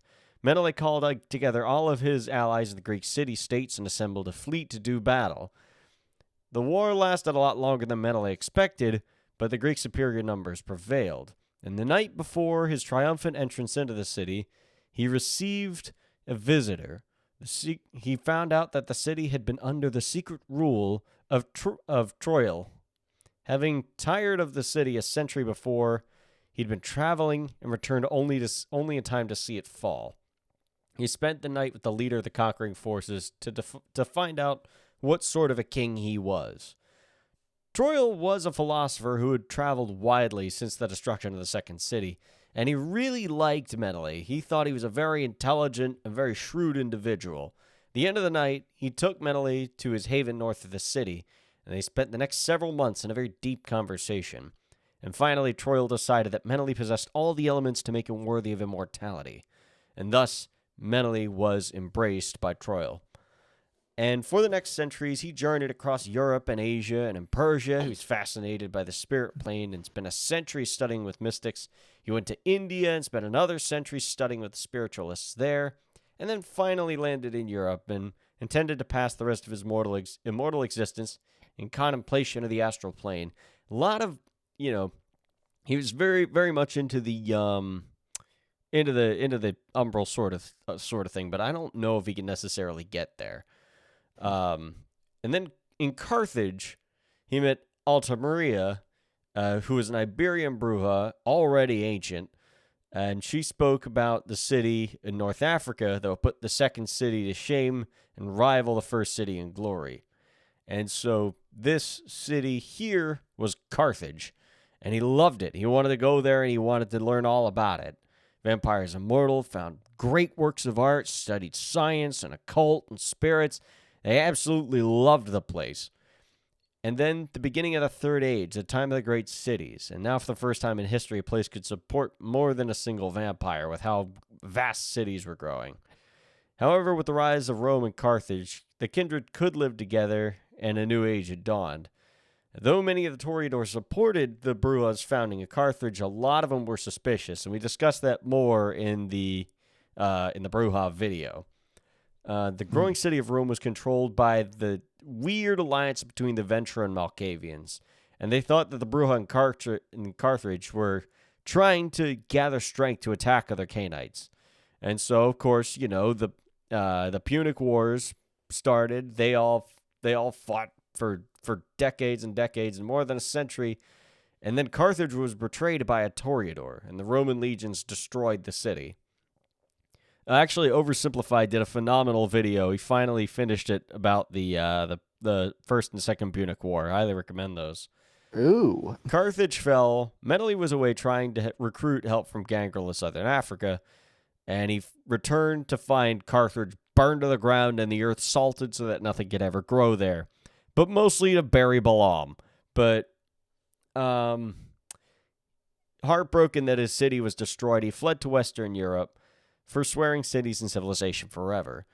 But then, a couple of centuries later, he decided that, he met a gangrel about, the beautiful Toreador ruling Pompeii, and he knew that it had to have been Helena.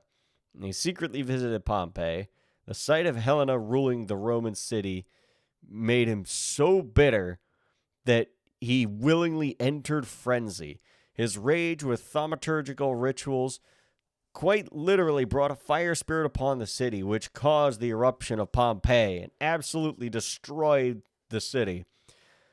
Menelaus only escaped by throwing himself into the harbor. Helena, unfortunately to him, also survived the destruction of Pompeii, and for more than a dozen centuries they fought each other, but neither could finally kill each other. Though Helena slowly gained the upper hand as her ghoul pariahs grew in power, and Menelaus needed a chance to gather strength, or she would destroy him. Although Phoenician legends of a land of the west prompted him to trick Helena into thinking he was destroyed, trusted retainers carried his body aboard a specially prepared ship and sailed westward to the new unknown land. And so he wound up eventually in the Mayan cities to the north and learned that, he went over to to South America and helped set up all these new empires to try and build himself a new Carthage in the west. And then he learned that the Europeans, as well as Helena herself, were coming with the conquistadors to fuck everything up. And so that's basically what happened. They destroyed everything. Menelaus flew to hide amongst the pueblos, and he started preparing them for battles, but Helena didn't come. He spent more and more time contemplating the riddle of existence, learned about Golconda, and was this close to finally achieving it. But then Helena returned, and he had to flee once more. And he made his way north to the shores of an immense lake, and the inevitable battle came. Menelaus and Helena engaged each other directly, and like we said, grievously wounded, fell into torpor, and that's where it has remained for 250 years, until the War of Chicago. And there it is. That is Now, a fucking epic right there. It is. You see why this guy has just quickly become my favorite Bruja. He's kind of base, not gonna lie. Yeah. Damn shame this he's in is- torpor. This is almost like the Captain America Bruja, and what I mean by that is this guy is the gold standard as to the idealized version of what every Bruja should be. Where you are the guy that's actually going out being the freedom fighter that you claim to be, and you're making progress in doing so. Everything you touch turns to gold, and you're this beloved figure that's going to go down in history as, well, a guy that looked tyranny right in the face and almost won. But no, now the Bruja is the clan of degenerates where not a single one of them can even come close to matching the gold standard that Menelaus made. Yep, basically. Yeah. There we go. So, yeah. Yeah, it's Now a going fucking into- epic story right there. Now going into what we got next. So, you remember that I said Pratchett disappeared? Yes. Where Yeah. is he? Now, what exactly happened to him? He was diabolized By? by her. Hang on. Oh, it's in the, Yep. And who might that be? This is one Patricia Bolingbroke, aka Tyler, aka the same woman that killed and diabolized Hardstadt the Elder. Oh my god. Patricia Bolingbroke was among the English peasants who rose up in 1380 with John Bull and Wat Tyler to fight the nobility's oppression. Her husband had died on the end of a baron's boar spear as a penalty for poaching, and her children were taken from her and made into castle servants. Strengthened by grief and hatred, she left her village to join the peasant rebellion. By dint of a love affair with Tyler, her own basic intelligence and great deal of ruthlessness, Patricia became one of the rebellion's leaders. Its guiding spirit in many ways, but none except those in ruling council ever realized she was anything more than Wat's lover. She was among the revolutionaries who murdered the Archbishop of Canterbury and marched on to London, where they forced the king to submit to their demands. When the backlash came, she was a prime target. It was 3 weeks before she learned of the murder of her 3 children and the imprisonment and torture of the 4th. She set out immediately to free her child. It was a trap, of course. For all of her precautions, she was recognized and captured. As she sat in the Baron's dungeon, waiting for death, whoops, skipped a little bit too far. She had a visit from a 7th-generation Brujah who called himself Robin. The two sat up all night talking about the injustices of the feudal system and practical solutions for the rectification of these problems. Convinced by the vampire that the only thing which could make a difference was a powerful peasant leader, the next night Patricia accepted Robin's embrace. Her first victim was that very Baron who had destroyed her family. Patricia quickly found that being a vampire put rather distinct limits on her personal freedom and as a revolutionary. People were less inclined to follow her, and her wild frenzies to which she was prone prevented her from even forming the stable core of a larger movement. Ultimately, the movement was crushed, though some small concessions were made by the nobles, and the peasant revolt was over. Patricia fled to England, and for 2 centuries she traveled across Western Europe. She arrived in Spain during the later years of the Inquisition, and was among the kindred who believed vampires should wipe out their tormentors and take a more obvious role in human society. With the help of 2 other Brujah, who were also leaders of small peasant forces, she attacked a very small castle in western Spain, a haven of one Ventru, known as Hardstadt the Elder, who had begun to conceive the Camarilla as a means of enforcing and protecting the masquerade. The castle was destroyed and Patricia's companions perished, but in the end she got a death grip on Hardstadt and drank every last drop of his blood. It was this event that triggered the Anarch Revolt, which later became the Sabbat.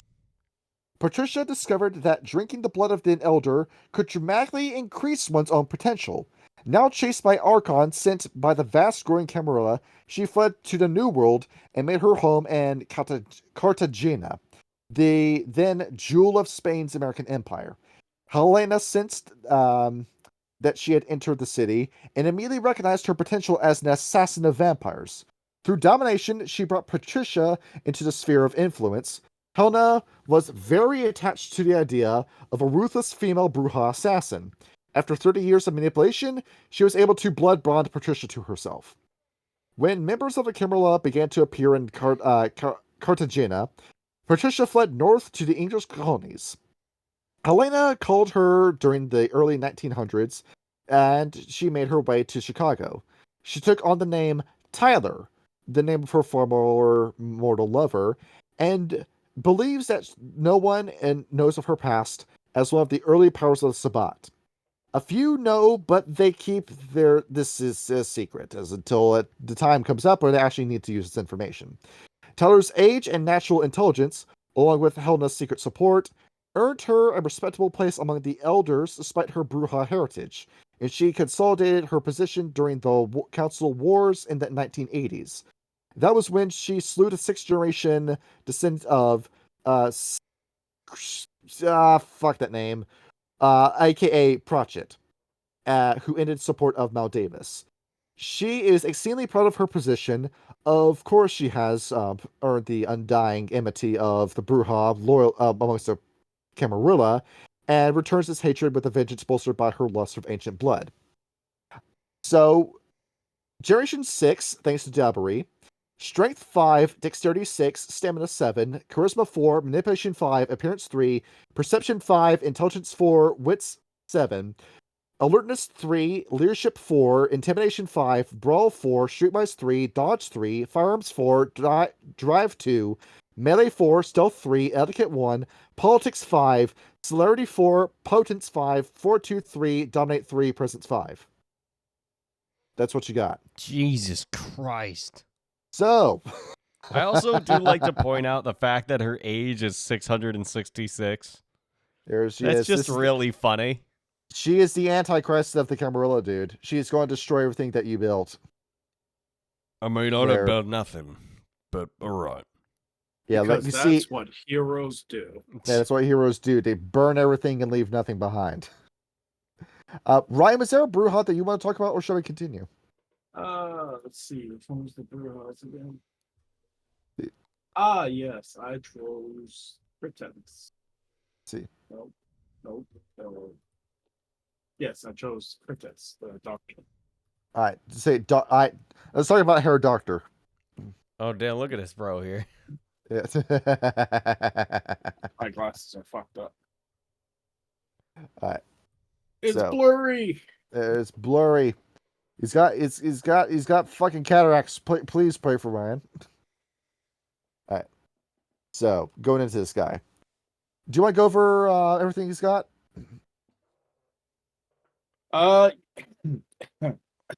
Yeah, sure. Let me clear my throat.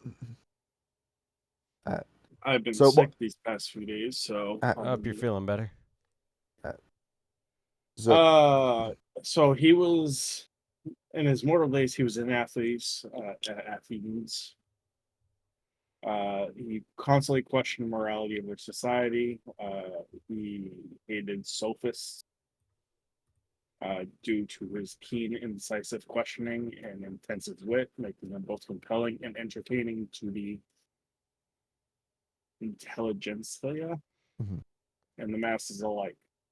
He acquired a substantial following, many of whom went on to become renowned philosophers and grew indolent on his growing wealth and prestige. A plague hit, which killed over a third of the city's populace. The surviving people desperately needing to deflect the attention from themselves, so they accused Critus of corrupting the city's youth with propaganda. They gave him a choice: death or exile. And he had grown to appreciate the comforts of life over dying for the truth. So he packed up his things and fucking left. As you should when somebody wants you dead like that. Yeah, that's fair. Yeah. Before he could leave, a strange man named Menelaus came upon him. He had been a ardent follower of Cretes' rhetorical games and watched the sophists as his child. Yes. Child, yep. Child. Menelaus confronted Crete. I gotta butcher his name every time. In the baths, using formidable powers of dominance to keep the sophists calm. They spent the night in a vigorous debate over the nature of life, death, and the role of philosophy in both. Before the dawn, Critus became the victim of his own method and realized that his own edicts and philosophy were real, substantial, and worth dying for, or perhaps worth living for.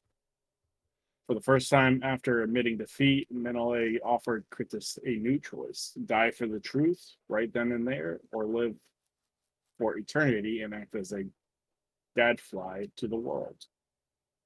And obviously, he chose to be embraced. Mm-hmm. They traveled across the Mediterranean after he was turned, the Mediterranean, North Africa. And his sire taught him about his child and about the secrets of the kindred society. While Critus met with the greatest thinkers of the age, spending nights debating philosophy and logic, between visits he would drink from Menelaus, not realizing the dangers of a blood bond, which is That's kind of dumb. yeah. Obviously didn't teach him every secret about the kindred society. I mean, Nope, damn. no, you have some secrets. Eventually, he made his way to Carthage, the center of the clan Bruja's plans to control the world. They used the city to plan for a new golden age of kindred and kind. Or kin. Kind, yes. Kind, sorry. Where philosopher kings would rule with logic, respect, and democratic debate. Curtis was quickly swept up by the grand vision, and he became passionately devoted to the cause. He was exploring China when he heard the news of Carthage's fall, as well as the rumors of his sire's death. Unbeknownst to him, he aided the transportation of his sire's body to North America by financing an expedition to it.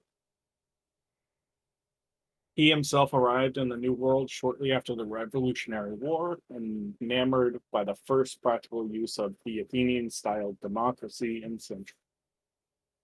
He traveled the land until he settled in Chicago, unknowingly summoned by his sire, supporting the Anarchs in order to create creative conflict. Curtis' eventual goal is to make a democratic government for the kindred in Chicago. And there we go. You think he's going to succeed? No. No. He was heartbroken. Can you imagine how slow it's going to take to get shit done if you go for like a democratic approach with vampires?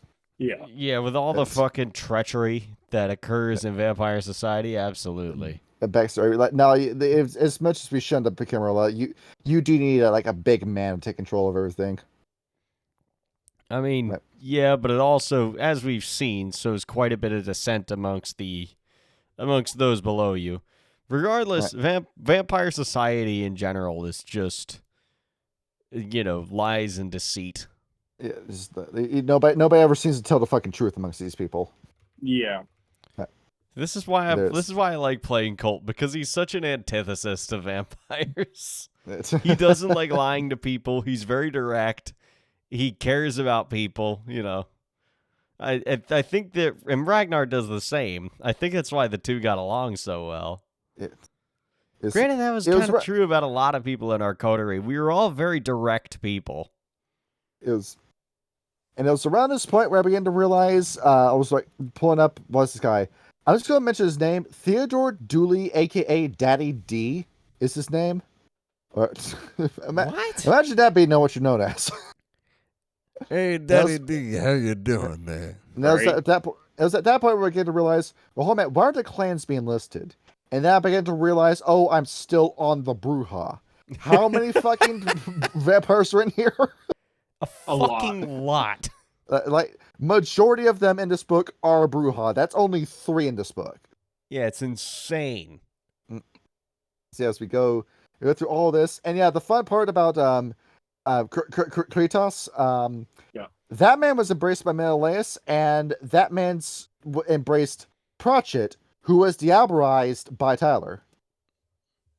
Yeah. So that in of itself, that's your chronicle connection right there. Now, for the sake of time, and because the KF are not that interesting, we're going to only do one cative. One cative? Yeah. See, Kyle, who did you pick? For my Cavis, I picked Mal Davis, because she's kind of fucking important. See, the fucking master with the plan, the revolutionary who almost took everything away from Loden. Yes, indeed. Got so close. I love this quote. It's not enough to topple the ivory tower. We'll smash it and let them writhe in the dust. Mm-hmm. So fucking unabashedly edgy. She's not that old either. Only 64. She really ain't, born yeah. in 1955 and embraced in 1980.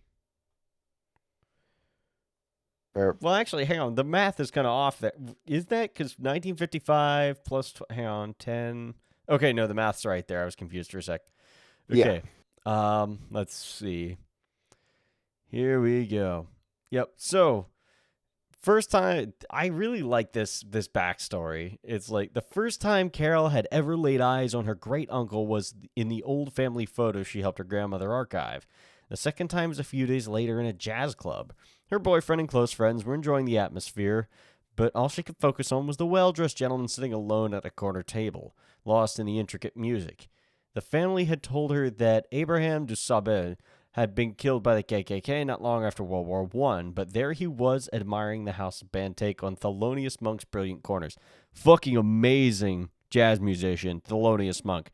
Listen to the album, is it Brilliant Corners? Oh, listen to Underground by Thelonious Monk. Phenomenal album. Mm-hmm. She just kind of approached him, Carol expected an awkward moment and a fun story to bring back to her group, but then he looked at her when she brought up his name. His confession was that he was her great uncle, and the desperate pleas he gave her to come outside with him right now so he could explain everything. But before she could answer, he grabbed her by the arm, dragged her away from the club and her mortal life. Abraham's blood was not strong enough to fully reanimate his descendant if it weren't for the invention of two caitiff, Valerie and Dickie. She would have burned in the rising sun. Carol adjusted to her on life, taking the name Maldavis. Meanwhile, Loden's corruption reached its height, and some of the Primogen of Chicago plotted against him, and they needed somebody who could come from nowhere, rally the Anarchs, and install governance similar enough to the status quo to stay alive. Maldavis was well primed to rebel by her coterie. It was the perfect false flag attack. The Primogen rebels secretly fed Maldavis their blood, giving her some unique capabilities the Anarchs had never seen. One of the very useful things about being caitiff. She believed her powers came from a mixture of her caitiff nature and Tremere heritage. Emboldened, she carved out her own influence sphere among the city's politicians, working outside the city's established political machines. And she felt powerful. It was a rush of vigor. She tracked down and embraced her own boyfriend, turning him into the vampire Uriah. And the Anarchs coalesced around her, becoming a true movement for the first time in decades. Maldavis aided Harold Washington in his bid to become mayor in 1983 and ensured no vampire, including herself, could influence his administration. Loden was livid at this and set off the series of violent retaliations and street battles against the Anarchs known as the Council Wars. But right as she thought that victory was on the cusp of everything, Loden discovered who backed Maldavis' rebellion and begged forgiveness, as we said in the story. And soon after, a serendipitous assault on Uriah's recon party gave Loden the opportunity to mentally subjugate him and reveal the location of Maldavis' stronghold. He assaulted it days later. Some of their closest allies sacrificed themselves to sneak her out of her headquarters. This included Valerie, who never stopped believing that Maldavis could change the city.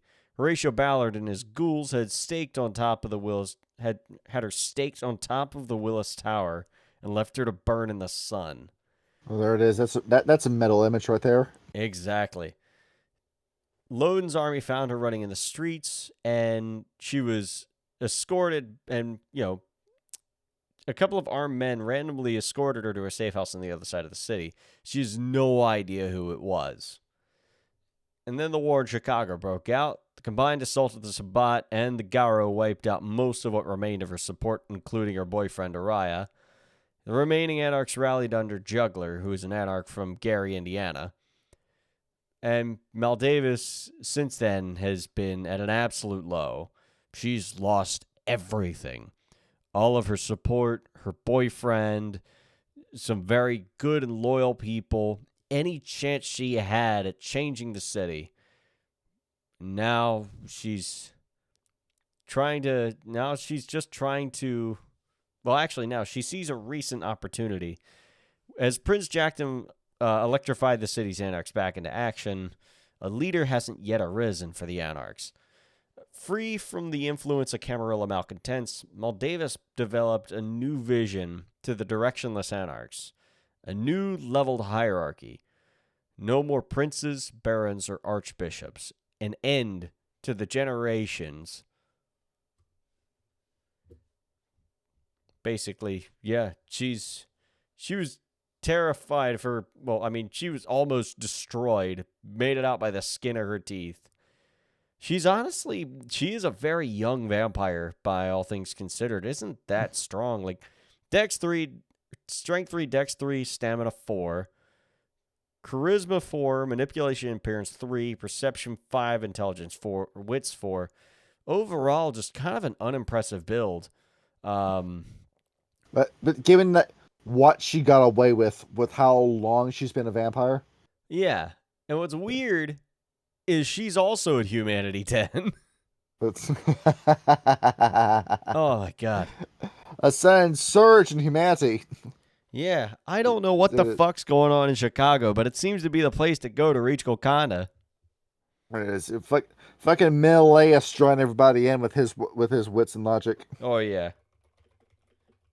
as going along with that. So, yeah, it kind of goes to show that with all this gas that like how gassed up the Camarilla is, because it just takes one person like Mel Davis to show, I don't know, initiative in something, and then the whole thing starts to topple over. And the Camarilla just folds like that. It's insane. It where the Camarilla only has this power because you say it has this power. Anyone can step up and do what she did. It's like And- the American dollar, basically. Yeah, she went out and she proved that we don't have to take this shit, and that's why the Camarilla did everything they could to try to kill her. But by Loden tried doing everything he could to kill her. That's why he was going to go through that humiliation ritual just so he could finally get his city back before she took everything away. It Yeah. was- I mean, she fucking was right there, quite literally, and it just did not come to fruition just because fucking Loden walked over and just got on his knees and cried like a bitch. And now, shall we go into the gangrel? Yes, let us talk about some gangrel. See, Ryan, do you have a gangrel you want to talk about? Nope. Ryan? No. It's right. I it's do right- not. All right, no, so not this time. All right. Nope. I got a gangrel I want to talk about, but Kyle, who'd you talk about? I was going to talk about Antiochus, or better known by his nickname Dread, or his former name, George Papagenopoulos. All right. Let's talk about this dude. So, Antiochus, Dread by his nicknames, resides somewhere in the Chicago area, and he hates the fuck out of La Sombra. He's an 8th generation, 174, and let's see here. Antheus immigrated to America from Greece following the American Civil War, set up a farm on the outskirts of Seattle. So many had been killed in the conflict, there was an opportunity for a young man to make his fortune. He lived a simple life as a farmer and, quietly prospered, living a peaceful life. And though after a few years he noticed a lot of his animals were starting to get sick, and he couldn't really explain it until he saw a lone wolf in the outskirts of his farm one night. Of course, he grabbed his rifle and rushed out to defend his flock, only for the wolf to turn around and move back into the woods from whence it came. And every night for several months the wolf would come again, and Antheus would run out to confront it, and it left. Then came the first night the wolf didn't appear. Antheus hoped that the creature had been killed in the woods or died of old age, but the wolf never returned. But then an older man came to visit, and he introduced himself as a weary traveler seeking rest from the road. Against better judgment, Antheus opened the door and let him inside. The strange traveler told him tales of the wilderness about wandering the forest through the eyes of an animal. Antheus had heard these tales of the so-called medicine men of the Old West and wondered if he was some kind of snake oil salesman here to sell him some native trinkets, drugs, or something. Instead, the stranger attacked him and embraced him. Antheus was not interested in his sire's offer of companionship. He stayed with him as far as Washington before striking out on his own again. With- What? Well, Washington, D.C.? You're telling me this dude was embraced just because a vampire was lonely and that was it? Basically, yes. It's some bullshit. He only had the very basics of kindred society explained to him, and thus hoped to live out his eternity in seclusion. But then news came from his homeland during World War II that called him back to defend Greece from the Nazis. Following the war, he was drawn into the ensuing Greek Civil War, fighting on the side of the Democratic Army of Greece, under the banner of the Greek People's Liberation Army. Following their defeat, Antheus returned despondent to America and vowed never to return.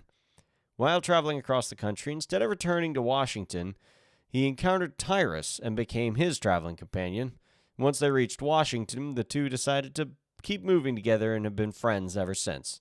He liked the nomad lifestyle, and he just abandoned the idea of homeland. So he was wary when he and Tyrus became bogged down in the affairs of Chicago, but wanted to help him nonetheless. The wounds he suffered at the claws and teeth of Garrow during their attack put him in torpor, and since recovering, Antheus has become far more circumspect, This change in attitude put some strain on his relationship with other members of the wolf pack, but their vast history and shared experience runs deep, and it would take a great wedge to separate him from his coterie. I like this. He's a very simple character. He's a very reserved individual, and he's got a sort of rich history about him. Kind of a weird artwork, though. I mean, like, look at this dude here. He's got. Look at this dude. He's got. It could just be like how he's drawn. He's like a very broad face. Look at him. He got kind of he's got kind of like an Orlando Bloom chic about him, doesn't he? I was saying, like he's got a very meaty kind of look to him. He does. He is a pretty tough dude. Strength 8, Dex 5, Stamina 4. He is a tank. And his whole story is just him learning how to make the best of a bad situation. Basically, yeah, and I do respect him a lot for that. Like, he's gone through a lot of shit, but he's doing okay for himself. Like, he doesn't want to get bogged down. He likes the open road. He's a wilderness guy, but, just a decent combat build overall. I mean, Perception 4, Intelligence 5, Wits 4, so he's super fucking smart. Firearms 4, Melee 3, Crafts 2, Stealth 4, Survival 3. And in second edition, actually his Lupine lore too, as most Gangrel do. I do like this little note that just says all he owns or wants is his bike. Animalism 1, Fortitude 2, Protean 3. His disciplines leave something to be desired, but his skills more than make up for that. Mm-hmm. So, with this guy, it's kind of like just like this dude comes across as kind of like your usual typical gangrel, but that does lead me to ask a question. That whole he's become okay with like being nomadic, just wandering around place to place. Is that a decision he made, or is that his bloodline talking to him? That is the odd thing. I mean, here's the thing. Would he have gone back to Greece and fought in World War II and fought in the Greek Civil War if he did believe in being a nomad? Because I think what he had a sense of homeland and now he's abandoned that idea. Now, is it because of that loss, or is it because the bloodline changes the way you think? I mean, that could be the case. Who was the guy in Vampire the Masquerade Bloodlines who's basically like just the main character of start of the B, I thought. He was a gangrel as well. Start with B. Cuthbert Beckett. Beckett, that's it. Yeah. It could be like Beckett, but like, I mean, there's also the gangrel in Berlin by Night who stays in the Black Forest with the Garrow to defend the Schwarzwald. Fucking character. So yeah, you look at this kind of guy where it's like every little Sombra, every Simichi comes out a little bit fucked up in different ways. And this is why I like bring up the idea, because the bloodline begins to affect your brain itself. It's like the gene seed in 40K and how your gene father affects what kind of person you end up being. That's why I bring this up. Yeah. Yep. So with the gangrel I want to bring up, do you remember that name I brought up in Yanga? Oh, Yanga. So let's talk about her. Right. Long before the Europeans ever discovered the Unvuyana River or had ever set foot on any part of southern Africa, Inyanga lived among her people who would later become the Zulu. Her name was a title of respect, and it brought fear into the hearts of many. Like all Inyanga who came before her, she spoke with spirits, foretold the future, used herbs to heal or kill, and served a buffer between her people and the Imagudu, the land of the dead. She became known for her skills as shaman, and for over the years, many came to her for advice and aid. Thus, she was no longer young when a new kind of death came to her people. For the people of her tribe, Imagudu was no metaphysical afterlife, but a real place, darker and more fearsome than any jungle. One dark night, death came on the wings of a bat and the paws of a wolf. Imagudu came to her people instead of they to it, and began to devour them. Within a month, 10 had died, with their necks torn open and their bodies drained of blood. 12 of the tribe's strongest warriors, armed with spears and shields, entered Imagudu to do battle. 2 returned, wherein they had recovered their powers of speech. They had foretold a fearsome tale of a pale Isimkofu, speechless one, who, accompanied by a horde of jackals, attacked the warriors when they camped for the night and slew 10 of them in a death dance of fangs and claws. They said that only hope lay in flight. The tribe must find a new home. As her people prepared to leave their ancestral lands, Inyanga made preparations to confront that which had invaded her domain. She was ready to battle death. Taking her mice, herbs, and totems, she entered Imagudu and sat down on the spot where the warriors' molding bodies laid.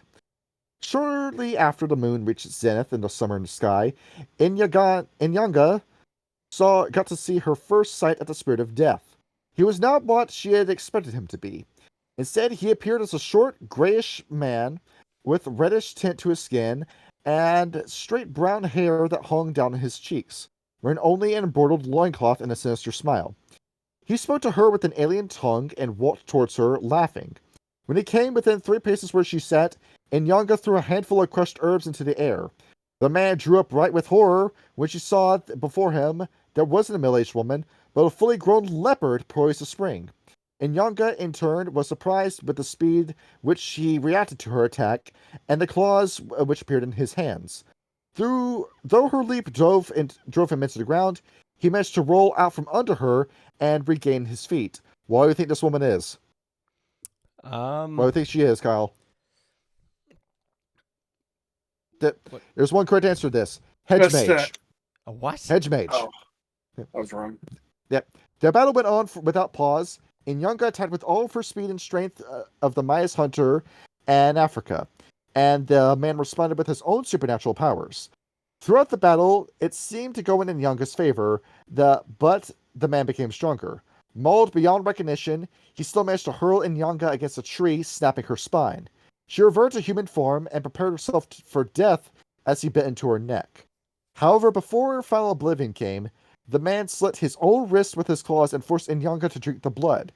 As the fiery liquid began to burn through her system, she felt words in her mind. And the words were agony, ecstasy, life itself speaking to her. What are you, witch? Not one of the damnable beast men. Else I would have had known long ago. Who are you? Inyanga couldn't answer, and she lapsed into unconsciousness. So basically what she is that she's this African witch, this shaman, who became a gangrel after being, her star was so impressed with her, that he said, no, this warrior is too strong to die. She's too impressive a woman for me to let her die, so I'm going to go ahead and embrace her. And how she ended up in Chicago? Well, of course, she just came over here in 1852, as you do. Oh, jeez, yeah. Where she came over to Baltimore, and instead of Baltimore sucks, she came to Chicago and decided that this is going to be a place where she was going to live on life, an urban jungle instead of an actual jungle. And there she is, where I think just like the premise but to her character is just super fucking cool, which is why I want to bring her up. It is a pretty neat backstory, yeah. See. And she's also one of Loden's most vocal detractors, where there was a time where she was conspiring to take everything away from this man, but now she showed out, beginning to realize that Loden isn't worth the trouble. As for her powers, Generation 6, dude. Fucking terrifying. Strength 5, Dexterity 6, Stamina 7, Charisma 3, Manipulation 4, Appearance 2, Perception 7, Intelligence 5, Wits 7, dog. And she lost her magic, but now can just do the exact same thing with Protean. Also, some of these stats, Alertness 7, Brawl 4, Occult 7, Herbs 6. She's fucking busted, dude. Animal Kin Makes sense. 6. She is a hedge mage. That is She true. is. She's got all this crazy magic. And she lives in Graceland, by the way. Graceland? There we go. It's also funny that the next gangrel looks like Paul Simon. Does he actually? Yeah, the next guy. So let's go ahead. Let's go into Malkavians, right? Yep, Malk's next. Let's talk about the Malks. Yep. Ryan, do you have a Malk you want to talk about? Anyone at all? Nope. I believe I chose Jason Newberry, All right, let's go right to Jason. but my throat is raw, so I might not. See, AKA Sun. Yep. Cal, do you have a picture of this guy? Yes, he was the one I picked, actually. All right, well, let's see. Kyle and Ryan take turns reading this paragraph. Go ahead, start it up. All right, Ryan, you start, and then Kyle goes next. Oh, okay. Yeah. All right.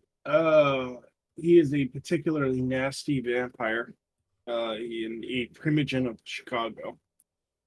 In his new influential role, Sun attempts to control Clan Malkavian by commanding them to share territory, havens, information, weaknesses, mandating obligatory group counseling with him as the therapist. His actions have impressed the other primogen, who sees him as a guiding force for the often disunited clan.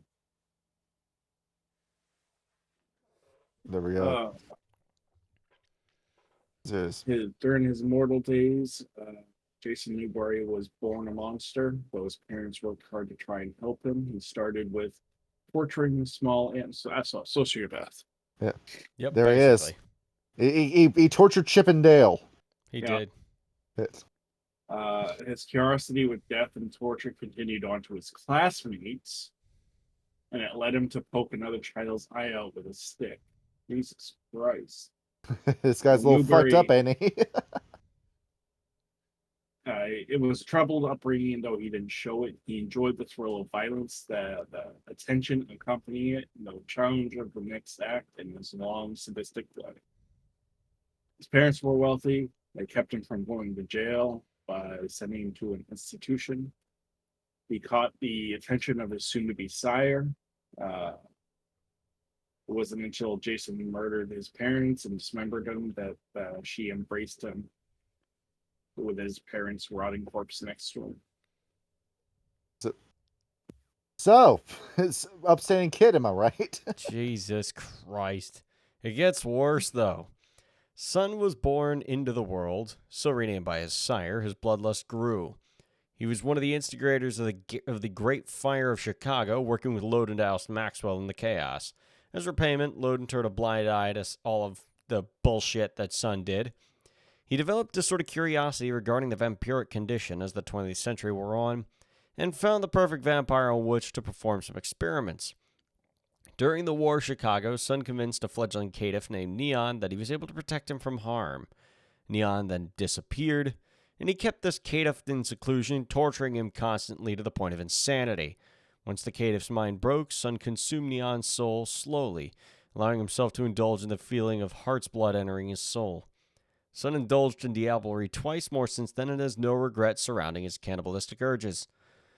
Sun's latest atrocity involved the death of his sire and former Malkavian primogen Maureen O'Leary. Tired of his sire's lamenting over her failure to kill herself, he plotted to take her soul, if only to indulge his own interest in the experience. When Leary resisted and begged for him to stop, he hesitated, perhaps because no matter what monstrous act he performed, she always accepted him and loved him as a son. In that moment, she crumbled to ash, and Jason was denied the diablerie. Sun knows he will now never know what it's like to consume his own sire, and so he continues to escalate his aspirations, finding other ways to experience that moment. With his sire dead, no other Malkavians angling for the primogen role, Sun beseeched the Primogen Council and his clanmates to permit his appointment. He's the Primogen. Somehow. I don't fucking know how. Would you hire this man for a job if you were Loden? I would shoot him on sight. Fuck. I would like, thanks for your help. Don't turn around now. And then I would walk right up to the back of it and just put a 44 to the back of his head like John fucking Lennon. So, what do you think his demands were when all the Primogen were like laying into Loden that night? Make me a primogen or I'll make me a primogen? Does the sheer amount of like shit this guy would have asked for? Yep. I would like that all of the investigations on my current experimentation be closed immediately. I don't want any other disappearances at my hand to simply not exist. While saying like a lot of stuff with the Malkavians, this was your quintessential Malkavian until I'm pretty sure like White Wolf started getting like calls in like saying, hey, not every person who's insane wants to do shit like this, because the Malkavian like first edition book, it says, oh no, the Malkavians, this is a danger. You are a danger to everyone around you if you're a Malkavian. This was their example of that. And they were absolutely correct. Is a guy that's not funny, that's not comedic relief, that's just an out and out psychopath or sociopath, and you only ever work with this guy because you're afraid of what he's going to do to you if you tell him no. Yeah, and here's the crazy thing about him. Like, I love the notes for the role-playing notes for him. This is an extremely sick individual, and you must be careful about how you employ him in your stories. The full depth of his aberration has not yet been reached, though it is likely that he'll be put down long before he can ever reach the full range of his plunge into depravity. On meeting him, have the players make humanity rolls at difficulty 9. The more successes they roll, the more uncomfortable the characters feel around him. If they botch, they genuinely like him. So you can tell, like, off the bat, if you roll high enough, there's something wrong with this dude. And you're so warped. You're so sick. You're so mentally ill. What's fucked about this is that, like, he's not a very impressive vampire. He's an 8th generation vampire at apparent age 18. Strength 3, Dex 4, Stamina 2, Charisma 5, Manipulation 4, Appearance 4.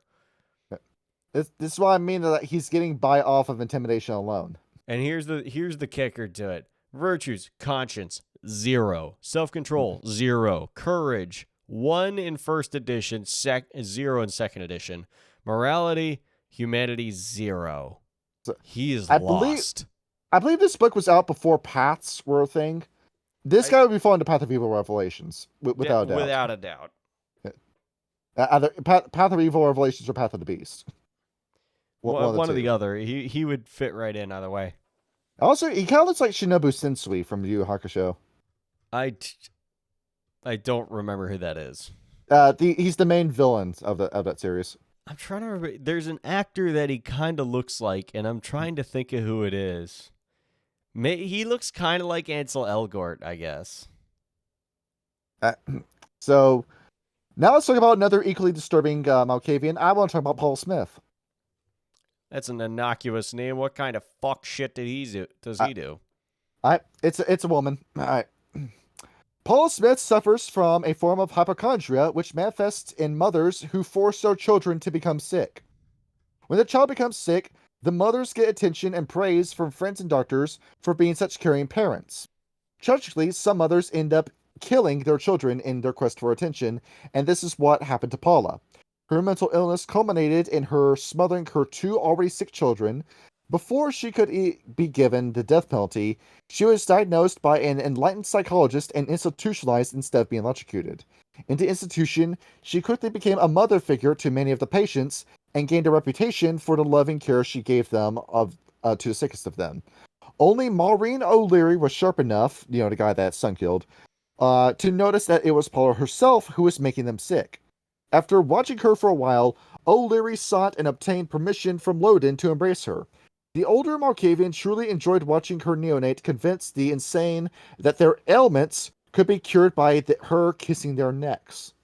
Recently, Paula has come to believe that she is married to Ben Smith, her real husband is long dead, a victim of suicide, and that Sun is their natural-born child. She plays no role in kitchen politics and is happy to remain her institution in her institution. However, if she believes her family is threatened, she will do anything to protect them.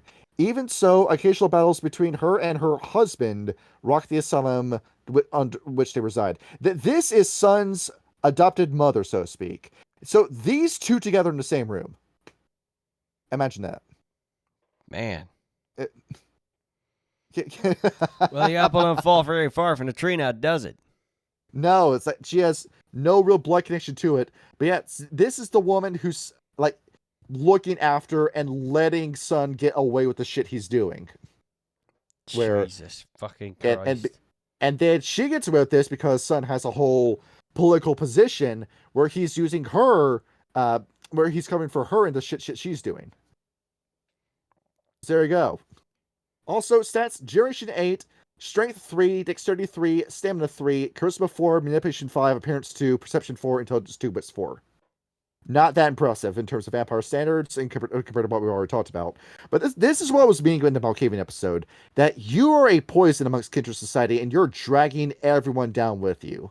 Because both the Malkavians we talked about, and just about every Malkavian we talked about in this, where Ben Smith, the next guy, he's not much better. Where No. So you look at these guys where Malkavians were fucking scary back in first edition. Yeah, Yeah. Man, Vic seems like a fucking saint compared to these guys. Yeah, Vic is goofy. Like he got embraced while he was still in a good headspace. I wonder what happens when the Malkavians look for people who are already mentally disturbed and then embrace them. It just gets worse. All right. Shall we go into Nosferatu? Yes, it is Nos o'clock. All right. Let's see here. Nope.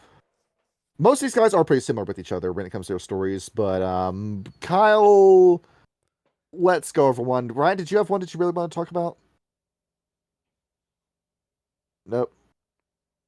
Now I'm going to take that Ryan? sound. Now I'm going to. He's mute, I bet. Probably. As with this, But me? Kyle, let's go right into your Nosferatu. Who'd you pick? DJ Khaled! DJ Khaled, the first guy you see in this book. Yes, I did. Because, you know what? I was like, that is a bit of an interesting name. He's of Middle Eastern persuasion, all the way in Chicago. And then I found out that he was born in 1149 CE. He's And he saw the Crusades. 868 years old. He's a Gen 6. These guys live for a long time, dude. Yes. So, Khalid al-Rashid is the Tahir Nosferatu Primogen of Chicago. He's a powerful elder, and was a highly respected member of Chicago's Primogen, a secret Golconda, and one of the few aware of the battle between Helena and Menelaus in the metropolis. So, Khalid al-Rashid was one of the few Muslim leaders who deserved the bloody-handed reputation that the Crusaders tried to pin on all Arabs. Despite his appetite for atrocity was rivaled by few, even in an age of cruel men who slew and tortured in the name of their gods. Indeed, it was just this appetite that first drew the attention of a few Canaanites to Khalid. The Crusades held before the Inquisition and the imposition of the Masquerade brought many kindred to the Holy Land. Battles always leave harvest for those who feed upon blood. Aside from those who came for the bloody feast, some kindred were ideologically committed to one side or the other. Among these was Alexius, a Byzantine Nosferatu and former prelate of the Eastern Orthodox Church. He believed that the only way to free the Holy Land was to corrupt the Islamic leaders just as he had been corrupted. Khalid was the first victim. He went berserk upon discovering what he'd become. The victims of his rage were his own men, who came to his tent to see what was wrong. He fled into the desert where he would have died out in the sun were it not for the intervention of a reclusive Jewish hermit, and he dragged Khalid's body away from the sun's killing rays and into the cool darkness of his cave. Khalid stayed there for a month, feeding on the hermit's sheep and studying the Kabbalah, an ancient form of Jewish mysticism.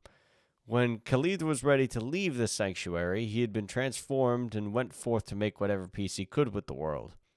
And he began his quest visiting various Islamic mystical sects, and he found others of his kind who told him of a state known as Golconda, and for 6 centuries he wandered the world looking for a path to peace. However, every time he came close, the vicious side of his personality, heightened by his beast, sent him spiraling down into a frenzy of violence and despair. He arrived in Chicago shortly after the Great Fire of 1871 and searched for an Incanu who is said to have shown the other Canaanites the path to Golconda. He never did find the Incanu, but he did find himself involved in the city's turbulent politics and chose to back Loden after learning of Maxwell's violent nature. Since then, he's lessened his support for Loden and the vote in the Primogen that led the group to try and overthrow the prince in the mid-80s. The flood of his underground kingdom came as a shock to him.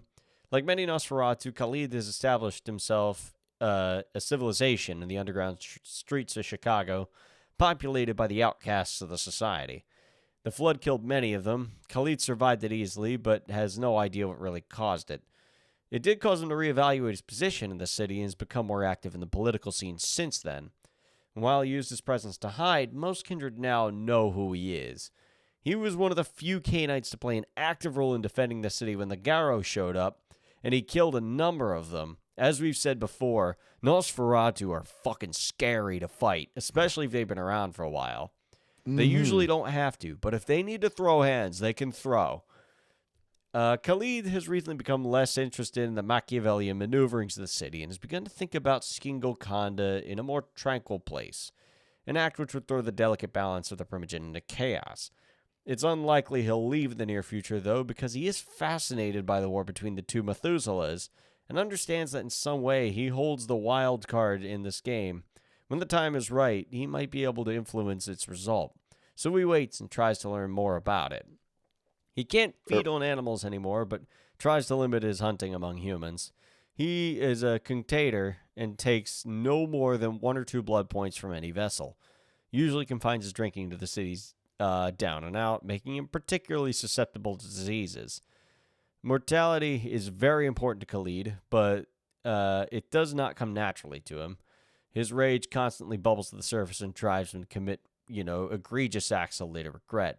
But he keeps trying to maintain control of his violent nature, but has never succeeded. And once he's learned of the machinations of both Helena and Manila, he's intrigued by the sheer dimensions of their feud. Recently, he's come to consider leaving Chicago in a search for Golconda, but is aware of the severe political repercussions it can have on the city. Basically, he's got an incredibly long and deep history, and he's trying so hard to be better, but he just can't bring himself to do it. It's a really tragic character, and I actually really like him for that. I mean... at any point, too, in this whole conflict, he could just get up and walk away. He really could. He has no stake in it. He could take all the information he knows, either dump it on somebody's desk and fuck off, or just fuck off with it. Nobody knows. This is what I mean with the Nosferatu, that they're these great abstainers, and the minute you get the Nosferatu on your side, you win your game. Your faction will win. This is why, I really got to go back and write more about cult talking with... what did I name him? What did I name that Nosferatu? I completely fucking forgot. It's been so long.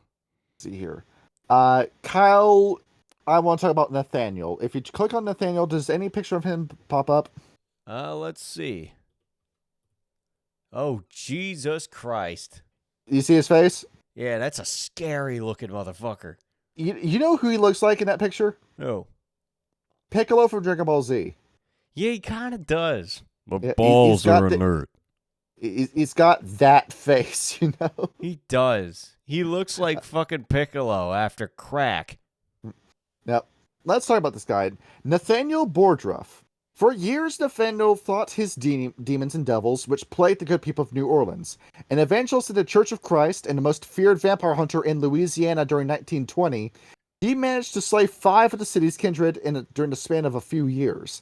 However, pride managed to worm the wit's way into his bosom and replaced faith, and Nathaniel finally met his match in the bayous. In the swamps of a crafty old Nosferatu, he was trapped in a desert in check, and as a joke, turned a dread vampire hunter into what he hated the most, leaving him outside a Church of Christ to wake up. None of the worshippers survived Nathaniel's waking frenzy.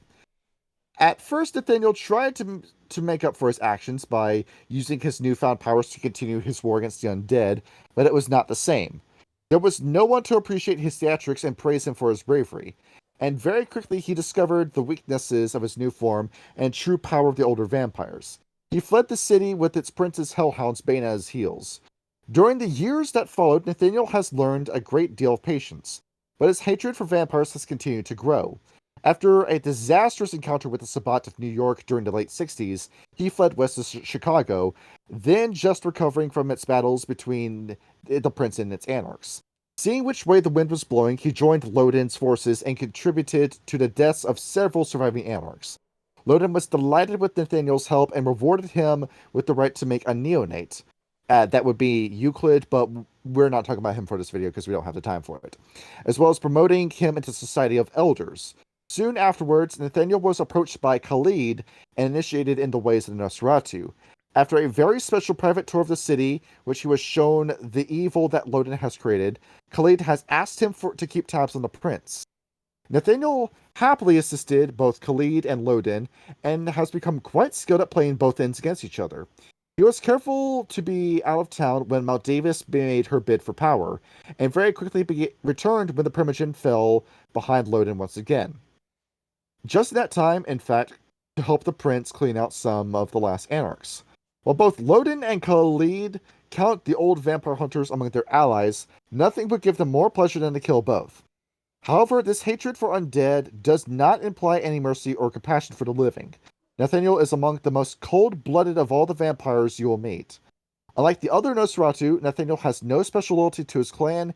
He harbors only hatred for all vampires. So, Based. Colt Mason, what do you think of this guy? I'll tell you what, you're right, mate.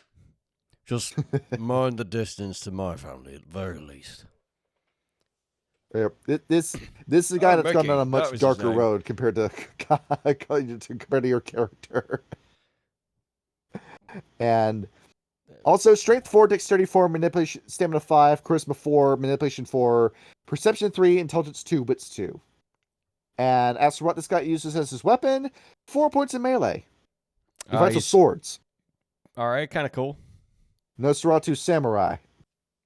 He really is. That's honestly kind of sick, though. Right. And shall we go into the Toreador? Ryan, have you fallen asleep at the console?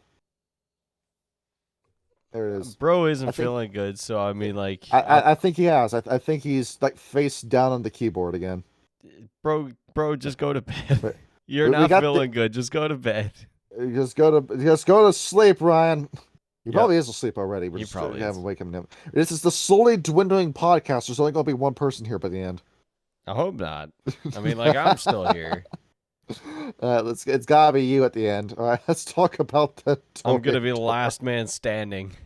Let's see. Let's just talk about one because most of the Toreador in this book are the same. Why don't we talk about Helena then? Since let's talk about the alpha bitch.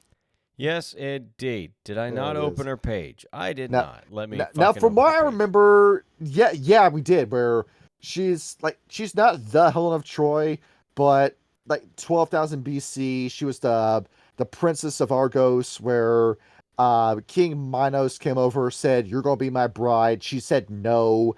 They said, "Hey, guess what year it is? You don't get a fucking choice in it." She got pulled over to this man's kingdom where he had his way with her for years and years until fucking Prince Charming Prius came in and saved her. And they lived happily ever after the end. Oh. Except no, that didn't happen. See, I remember the fucking oh god, who is it? Craig Ferguson bit about wars being started by a great ass. Helena Troy had a great ass. And so, they're like, hey, come live with us in Troy. And, all the rest of the Greeks went over to Troy, were like, show us her ass. And that, as it turns out, 10 years later, King Minos came back as a vampire, dragged Helena back to his castle, embraced her, and then had his way with her all over again. Fucking destroying her spirit. Like, Prius looked like he was dead. She took matters into her own hands, emancipated herself, killed Minos, saved Prius, and then, in order to save Prius's life, ghouled him, and then the two of them lived as this tragic love couple for years and years, right? Wasn't that similar to the story of Arakel? Like, suspiciously so? Oh. No, I think we talked about Helena before in the Toreador episode. Oh, did we? Oh shit. Yeah, I think yeah, I remember the story now. Yeah, we did. Yeah. So here we are. So Helena stands out as the most interesting Toreador in this book. Well, I mean, yeah, because he's got that kind of fucking. Oh shit! The endgame mentions Beckett. Look at that. There we go. And there she is, and yeah, you see You see, This is Beckett's Beckett's Jihad diary. as you see that she's got a pretty important role to play in that story. Yep. Take So- off your hat and glasses. You won't need them Yeah. anymore. Yes. Beautiful eyes you then- have. Now take off those gloves. You won't need them anymore. Yes. What beautiful nails you have. Hard as steel and so sharp. They would rend flesh and bone. I just want to bite them off. Crunch. 1, 2, 3. Soon you won't have any nails at all. Yes. What pretty bulb you wear. Its eyes are glowing. Now come downstairs with me. I'm going soon. East. But there are a few things left to attend to here. Yes. Very eloquent, Beckett. And shall I briefly bring up Annabelle? We're only going to go over her for a little bit. May as well, yeah. So she's a hoe from France that got embraced, and she came over to Chicago, and she's just ruins everything. She's like this queen bee bitch that's just a thorn in everybody's side. Where she goes over, and she's just known for starting shit. Is what she did. It's 200 years of her starting shit, and she's the reason why Mel Davis was able to get into power, because she's realized that, hey, it's better if I just make people think I'm a slut, and I'm only a slut, and that's it. You don't suspect that I'm actually an evil genius who's planning on taking everything away from Loden. That's essentially the that's character. what makes it interesting. What's fun is her stats, because it's not that crazy. Strength 2, Dexterity 3, Stamina 2, Charisma 4, Manipulation 4, Appearance 4, Perception 3, Intelligence 3, Wits 3. Yeah, So but here's not- the trump card is that Presence 4. And Presence 4 dominate 2. She's kind of busted. Yeah, she's got all she needs, really. Just Yep. Appearance 4 and Presence 4, that's really all you need to get yourself set for life as a Toreador. Oh yeah, no question. There it is. And with how sexy she is and how, the payment for most of her stuff is SEX, not a lot of people are going to say no to taking jobs from her. Yep.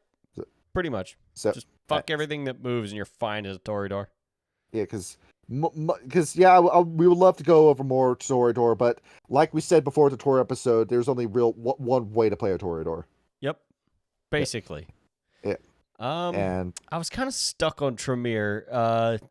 I know Abraham Dusabale has a bit more plot relevance, but I did pick Nikolai Antonescu mostly just because he looked exactly like fucking Nozomi.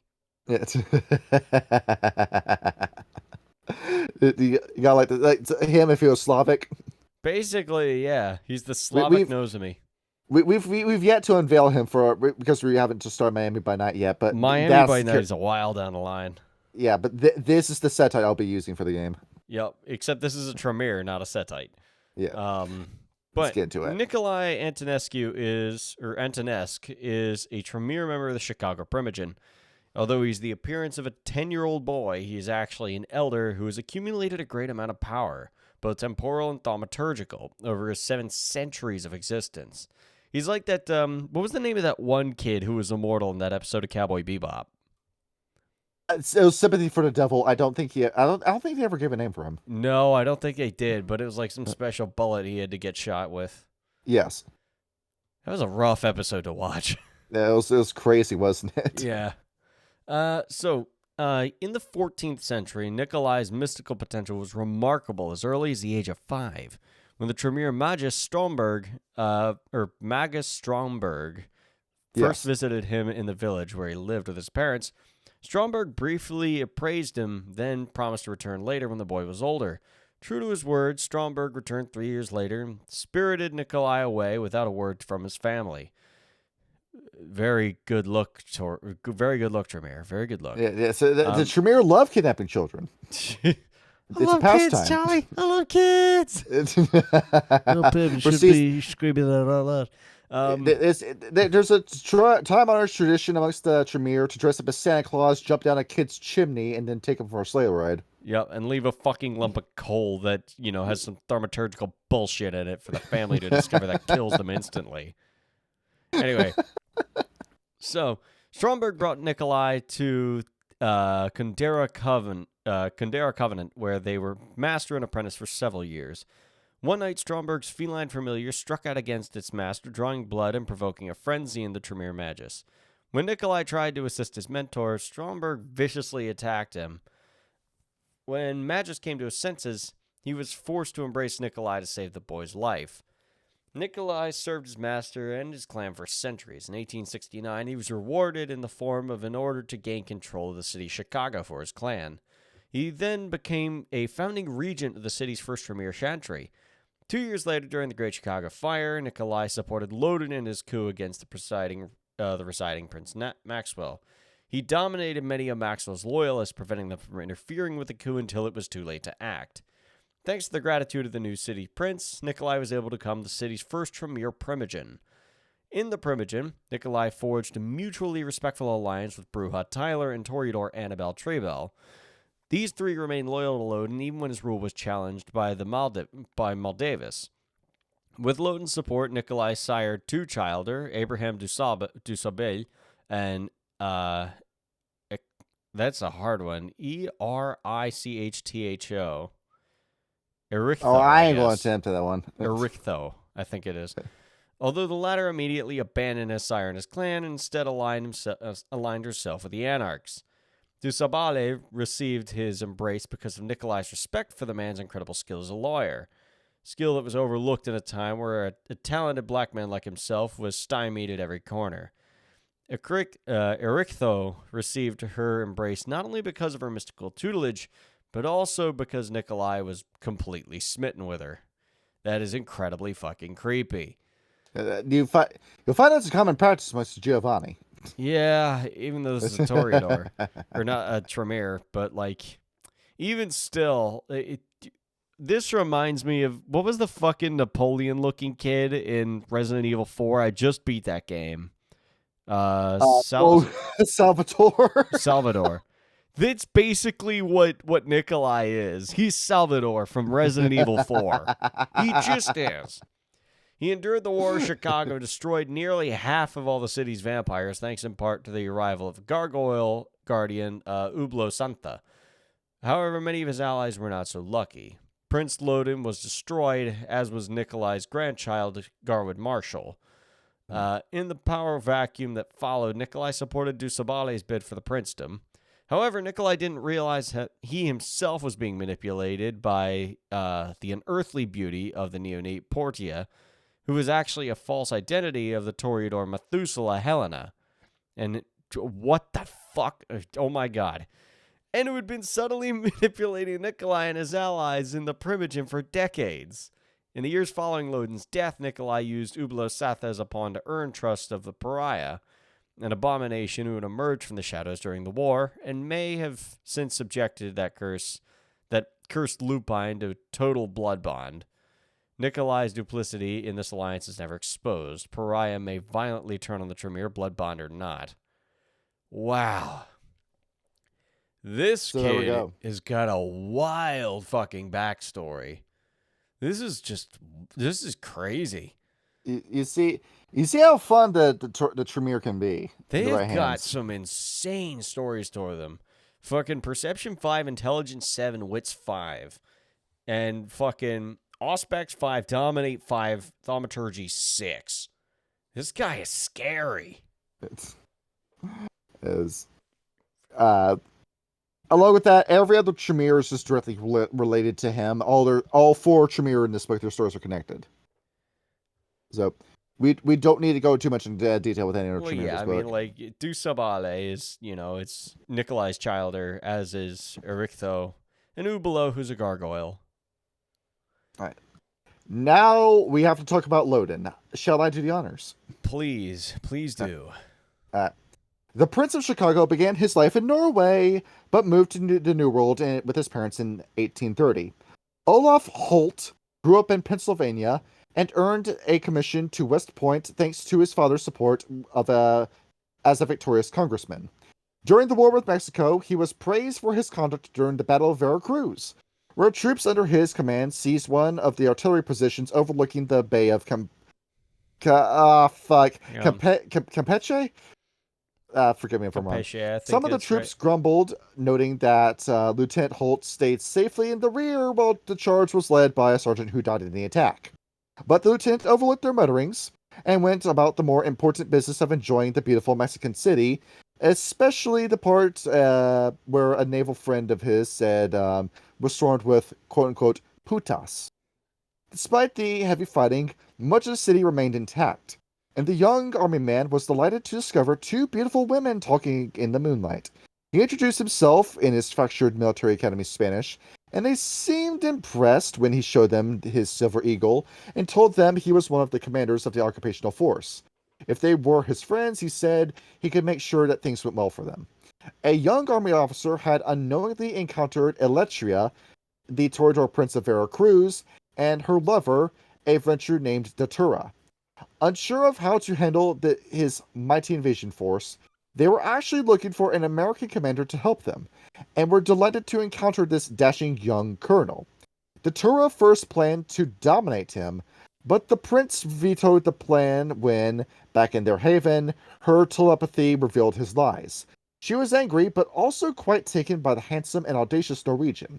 She felt the desire to embrace him, but was afraid to risk Datura's jealousy, so she invited the Ventrue to change the man instead. At first, Datura demurred, but flattery, coupled with her own desire to sire, led her to sink her teeth into the lieutenant's throat shortly before dawn. Since all their plotting had been conducted through the Sons of Auspex, they took Holt quite by surprise when Eletria grabbed his arm in an iron hold and Datura sank his teeth into his neck. Thus, Holt spent his first days as a Cainite locked in deadly embrace with his sire and her lover. For the next several nights, Holt began to learn of the life of the damned. His instructions, both old and wise, taught him well, and he soon reveled in the power he wielded over mortals. He discovered a great pleasure in feasting on the blood of the young and attractive women. His stay in the city outlasted the American presence, and the three Cainites spent 22 happy years together. However, the vile snake of jealousy began to worm its way into their... You see, this is why open marriages never work, Kyle, because somebody's going to get jealous at some point. Exactly. Yeah. Invite yourself to cuckoldry. It'll work great. At first, Datura dismissed her fears of losing the prince's love. As the years passed, though, doubt grew into suspicion, and suspicion led to jealousy. Every glance between Holt and Eletria served as another reminder that the prince's love was being shared. Every moment that Datura spent alone became a moment the other two spent together. Soon her hatred over her own get became all-encompassing. She began to snipe at him and interrupt his hunts. There followed covert and later open attempts on his life. Finally, Eletria sent Holt away. Datura's jealousy was threatening the stability of the city, as well as their own centuries-old relationship. Her last advice to him was to seek a growing city like Chicago and make himself its prince. Holt took his prince's advice and moved to Chicago, where he presented himself to Maxwell, the ruling prince. He assumed the name Loden and spent several years gaining allies amongst the city's kindred, planning a revolt for himself in 1875. The destruction caused during the Fire of the Devil's Night in 1871 gave him opportunity he could not ignore, and he brought his plans forward eagerly. Supported by other Ventrue, Loden attacked Maxwell's mansion and forced him into a personal combat. The years of soft living as prince had begun to take a toll on Maxwell, and Loden swiftly gained the upper hand. However, right before he could deal the killing blow, Maxwell transformed himself into mist and made his escape on the night winds, never to be seen in Chicago again. That was an old power that everybody could do in Vampire before that became Zemichi exclusive. Oh, vanishing into become the a wind? mist. What? Yeah. Yeah. Turn yourself into mist. Oh, yeah. That's fair. Settling into their role of prince, Loden quietly took steps to remove his Ventrue allies from the scene, lest those who had rebelled against the one prince should they decide to rebel against him.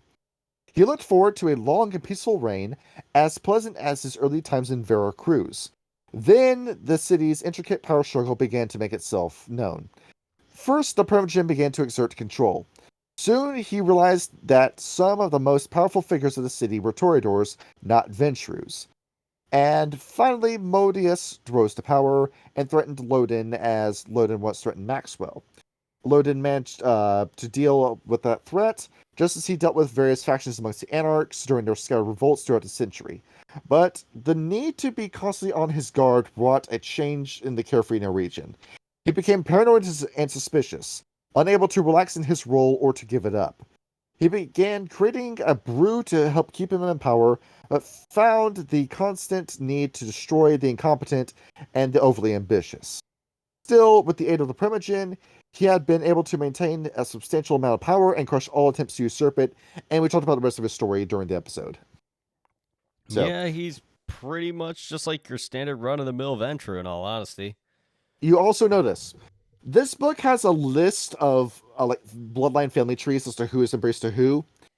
Notice that, what is this? 11 of the Ventrue in this book have been started by Loden. That's a lot. This man is the only Ventrue bloodline allowed to exist in Chicago, and he is the only one of the Ventrue that is allowed to sire.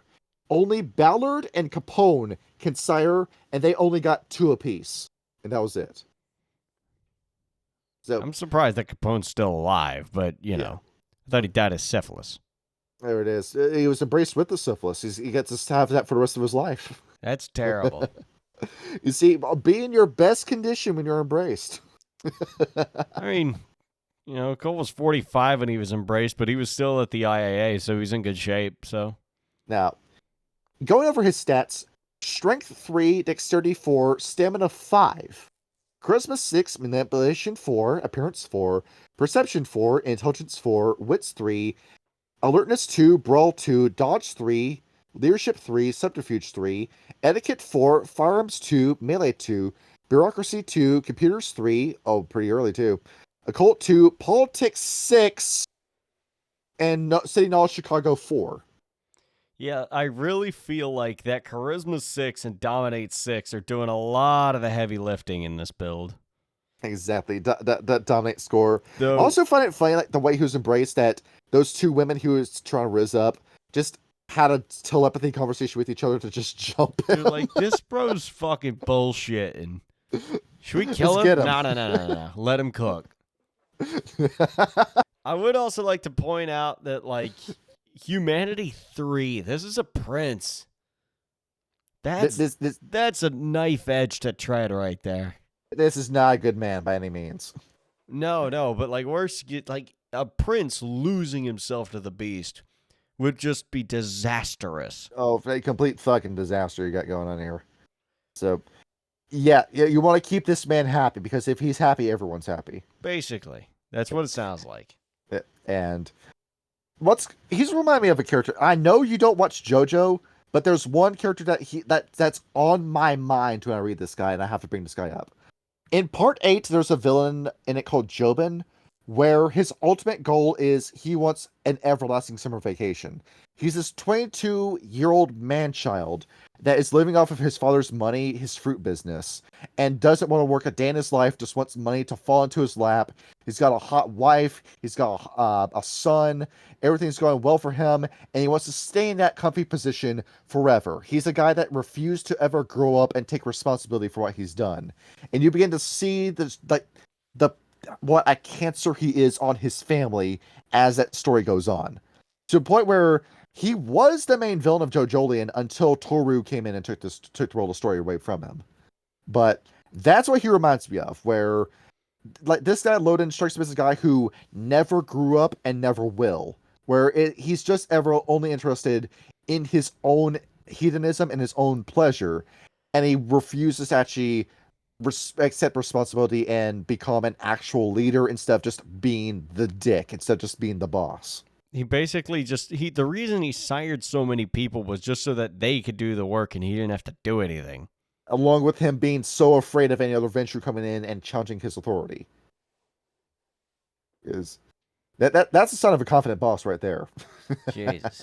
Yeah. Did you have a Ventrue you wanted to talk about, or what was it, Loden? Mine was, let me see my fancy ass list here. I was thinking myself of talking. I was stuck between Capone. Actually, Bobby Weatherbottom was who I actually wanted to talk about. You want to talk about Bob? Let's talk about Bobby. Let's talk about Bobby. Let's talk about Now, I'll Bobby. tell you, the boy ain't right. He's an interesting looking character here, by the original name of Michael Cersei. Relatively young for a vampire. He was born in 63, embraced in 84, only 56 years old thereabouts. This is Generation 8. Nicknamed the Hurricane, he was a child of Prince Loden in Chicago, later gained his fame as the first non-Nosferatu to access ShrekNet. As the de facto tech support lead for Chicago's Kindred, most of the domain's cell phones and computers go through his inspection. He's taking advantage of this, backdooring his way into the city's secrets. If something seems like it'd be embarrassing to the Camarilla or a threat to the Anarchs, he passes it to the movement right away. So, Bobby Weatherbottom kindled a love for computers at an early age. His father bought him a PC, and he found a passion for coding and hardware. And he didn't really make a whole lot of steady friends, didn't keep up with schoolwork, dropped out of high school by the time he flunked the 10th grade twice. He managed to get by. College didn't really have nothing to teach him. Running a savings account manipulation scheme against Illinois' largest bank gave him all the money he needed. Moved into a dirty apartment where he could do whatever he wanted. But it wasn't long before the Hurricane was a name other hackers recognized as the best in the business. No security or cop protection could withstand his techniques. Amanda Cersei, an officer at Bobby's bank, discovered his scam and approached him with a request to clear her father of embezzling from the bank. He quickly learned Amanda was the one embezzling the money and wanted to take the fall. Still, he obliged. He liked having her attention, and more importantly, she promised to keep his own bank fraud a secret. She came back to him for more corporate espionage jobs. Hurricane enjoyed the work. Amanda put him up against the best defenses in the area, and tearing them apart brought a sense of glee that tackling underfunded government systems or yet another computer game couldn't match. Hanging out with Amanda was just a bonus. They grew rather close together, scoping out targets, working out strategies, and Amanda was able to rise to the top positions at her bank. Bobby was desperately in love with Amanda, but there was a problem. Bobby knew a lot about computers, but not a whole lot about boundaries. Encyclopedic recitations of someone's personal life and hacking ATMs, to write mash notes on their receipts were a poor means to woo anyone, especially heir to one of the city's most powerful families. By the time he realized the full harmful extent of his succession, Amanda reached out to a distant cousin for help. That cousin was Annabelle Triabel of Toreador. The slut? Yep. Annabelle assured her she would do something and study Bobby in her spare time. She brought up a conversation with then Prince Loden. As they waited for Eugene Wungen to begin, she talked about the hacker's technical prowess. And sorry. Plus you. As they waited for Eugene to begin, I already read that. Loden actually paid attention to this. He just needed somebody young and capable that could keep up with the changing times, and the Hurricane was the perfect choice. Loden resolved to embrace him. He stalked the child-to-be. Bobby repaired his friendship with Amanda. He talked about the loneliness he felt. He apologized for his actions, and Amanda accepted. She felt lonely too. Their rocky relationship with a local socialite had recently imploded. They both felt kind of alone, and one by technology and the other by wealth. And they reconnected, and Amanda loved Bobby. They asked him out, hoping to make a fresh start, and then Loden ensured that never happened. Without permission from the Primogem, the prince forcibly embraced Bobby Weatherbottom. He commanded his newly born child to work in his haven. When Amanda found him missing, she feared she had put a hit on his life and ran back to her cousin. Annabelle realized what was happening and was so furious with Loden that she supported Maldavis, setting off the council wars. Bobby getting embraced and pissing off Annabelle's cousin Amanda was the trigger to the fucking council wars. It was. That's hilarious. You also see just what a piece of shit that Loden is when it comes to promotions in Camarilla, because he doesn't promote. Instead, he just finds a man off the street, embraces him, and then says, "You have the job that I was going to give to this guy, but you know what? Fuck it. I want my man doing it. Yep, basically. So the promise of Toreador being promoted, that promise is a lie. Oh yeah, It ain't ever 100%. going to happen. So, at the end of the war, one of her terms was to reunite Bobby and Amanda. They've been together since. When Loden died in the War of Chicago, Bobby let loose. As the years went on, he was dissatisfied with the Camarilla. He became fast friends with Khalid and Cedric Calhoun after breaking into ShrekNet. There, his eyes were open to the possibility of the Anarch movement. The Second Inquisition's raid of the network convinced him the Camarilla could not face this new threat, and he formally threw in with the Anarchs, as an anomaly to the Ventru mold. Bobby despises the Second Inquisition, and will put aside ideological differences to give them a black eye. Fighting them is tough even for him. Their electronic warfare tools are deadly, and they're not afraid to fuck around with them. He's convinced that he can safely reverse engineer them, but that might be the Ventru arrogance talking. The Hurricane researches Golconda. He's trying to gather every Golconda text and digitize it into a wiki free for the Kindred to consult. He knows that if a Second Inquisition discovers the wiki, he and all Golconda seekers are in grave danger, but it's worth the risk. He's doing it for Amanda. If he doesn't stop his hunger, it's not a question of if or killer, it's when. Honestly, go ahead. This man is Edward Snowden. He is. He really He is. But He is. this is such a great story in of itself. This is one of those characters where I would really struggle to put him into a game because he's already kind of arced out. Like this would be a side quest because the whole thing is you need to help him solve Golconda. Or It's going to be like what you did with Trish, where you saw the Shadow Lord character in Rich Coast Appellation, you put like a Captain Ursatz in it. Yeah, so Trish I had to do a little bit differently. I couldn't have her be a pre-existing Black Spiral because you guys already heard the episode.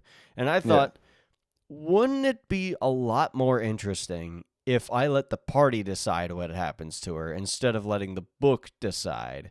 Mm-hmm. Because I loved the idea of somebody of Spiral heritage who hadn't yet lost their soul to Malpheus. And I wanted to explore that topic a lot more. This is very similar. And also, like, I keep talking about Colt because, that's my boy right there. But, like, he's in a very similar situation to Bobby, where it's like he needs to reach Golconda for his family's sake. Just like Bobby wants to reach Golconda for the sake of his girlfriend, who he loves very much.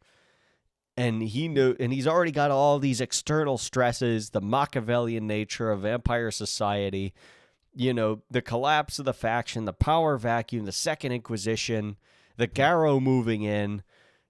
He's in a tight spot, and I really want to see him succeed.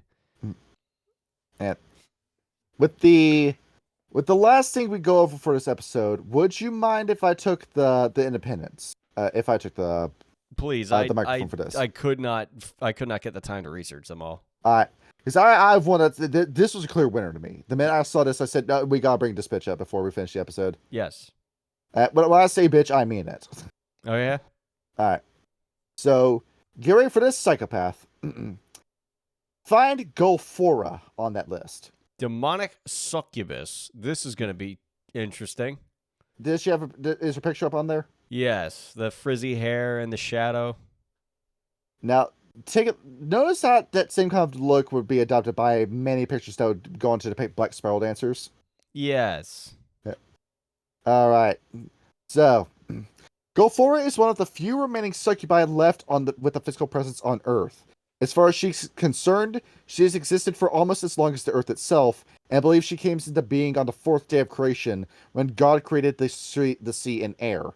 However, succubi, like all demons, are great liars, and anyone who believes their stories would do well to never buy a bridge in Brooklyn. Golfora's history is a long and bloody one. The Sumerians were the first people to write about her, and their cuneiform warnings about her power date back to 2300 BC. Other civilizations, from the Egyptians to the Persians, have feared her, and rightly so. There is probably no vampire who could match her murder for murder, unless those rumors about Stalin or the Khmer Rouge are true. They are. She migrated to Chicago with the advent of railroads and the huge influx of the poor and downtrodden, which so expanded the city. After moving from haven to haven, Gofora eventually took up residence beneath the Museum of Science and Industry in Hyde Park. Although she sleeps there, she can and most often will be found in the sewers, making her way through the city. Gofora differs from vampires in a number of ways. First of all, she's not undead. Indeed, she has never lived at all.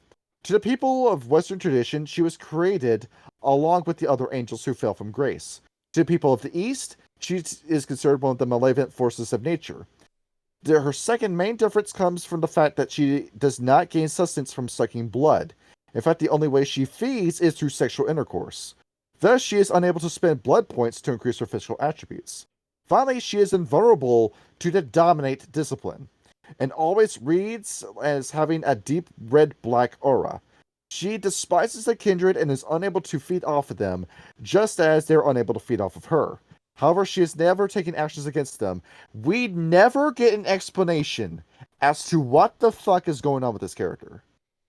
We have no idea what she is, who started her, where she came from, what clan she's supposed to be, nothing. She is this mystery character. I think she was a beta for Demon the Fallen. I think is what's going on. The very early cooking with Demon the Fallen. Yeah, like this idea of like somebody being around since creation, and actually being a fallen angel. I think this is where the idea congealed. Is this character right here? But then again, Succubi aren't an actual faction in Demon the Fallen. So what? Well, no, there are the Lamasu. Oh, there you go. Yeah, so that's what this is a very early draft of that idea. Oh, it actually says on the wiki, it's like House Unknown might be Lamasu. There it is. We actually behold, it would take 13 years before we'd finally get an explanation of what this character is. Yep. Oh my god. And then we couldn't go anywhere with it because White Wolf ran out of money. Skills Etiquette 5, Seduction 10. Go figure. There it is. Would you get in bed with that thing? No. No, I would not. I'm happily married, and she's it's going to kill you if you do that. She is too thin for me. There it is. And lastly, Kyle, have you been wishing for a table in World of Darkness? A table? Just a table, yes, a table. You're going to tell me about the Zamichi, aren't you? No. An encounter table. That would honestly be fucking awesome. Because this is the one and only book I've seen that has one. And not only that, it is it's 2d10, but it's a d20 table that has a d10 table after you roll that d20. Lord, it's a miracle. So, Kyle, you want to roll a d20? Yeah, give me a half sec. Hang on. All right, let's go ahead. Let's pull up the encounter table. This is all the way in the back of this book. After I gotta get through all this fucking relationship pages, it's like the same kind of like webs that you saw in Berlin by Night are in this book. Yep. See, it kind of gives like a chronology. I rolled a 5. Let's see, there it is. You rolled a 5. All right, you've rolled off of the Diablerie table. What? All right, roll a d10. 10. All right, so 10. Well, I'm going to tell you about your plot point, what your plot is going to be for today. Encounter 910, Burning Passion. This takes place at the Succubus Club. One evening, the character, while patronizing the Succubus Club in his eternal quest for easy-to-get alcohol-enriched blood, meets one of the other Canaanites who frequents the club. It could be an NPC of your choice, but Sophia, Ayers, or Malcolm would be the most obvious picks for this. The pair begin taking it off and hits off, continuing their conversation late to the morning. By the time they have both scored several times and become quite high, as dawn slowly approaches, the vampire expresses an interest in sharing blood if the character has not suggested it already. The combination of their quick friendship and inebriated state makes it sound like a much better offer than it normally would be. The other kindred invites the character back to his haven to engage in their lusty interlude. Use your imagination for the stage, but after a few moments of actual blood exchange, the character's bestial half begins to rear its ugly head for the character, and the throes of passion begins to drain the other's blood. The exchange has gone too far, a necessary emotional bond between the two never existed, and the player must thwart the disaster by either overcoming their senses or be fought off by the other. In any case, great humiliation and great guilt will fill both individuals thereafter. That is your plot. That's what happens the night before. You will then spend this session resolving the drama that came from that. That is kind of interesting. I love how There it's it is. not like a monster encounter table like in D&D. This is a scenario table. Would you like to roll another one? Yeah, I'll do another one. Okay, so D10, so D20, D20, yes. 11. 11, you have rolled off the masquerade table. Okay, and All right. D10. D10, 10 again. Damn. 10 again. Look at this. Is this dice weighted? I'm using the Google Dice Roller. There it is. Is the Google Dice weighted? It's digital, for Christ's sake. All right. Encounter 10, the skewed feline.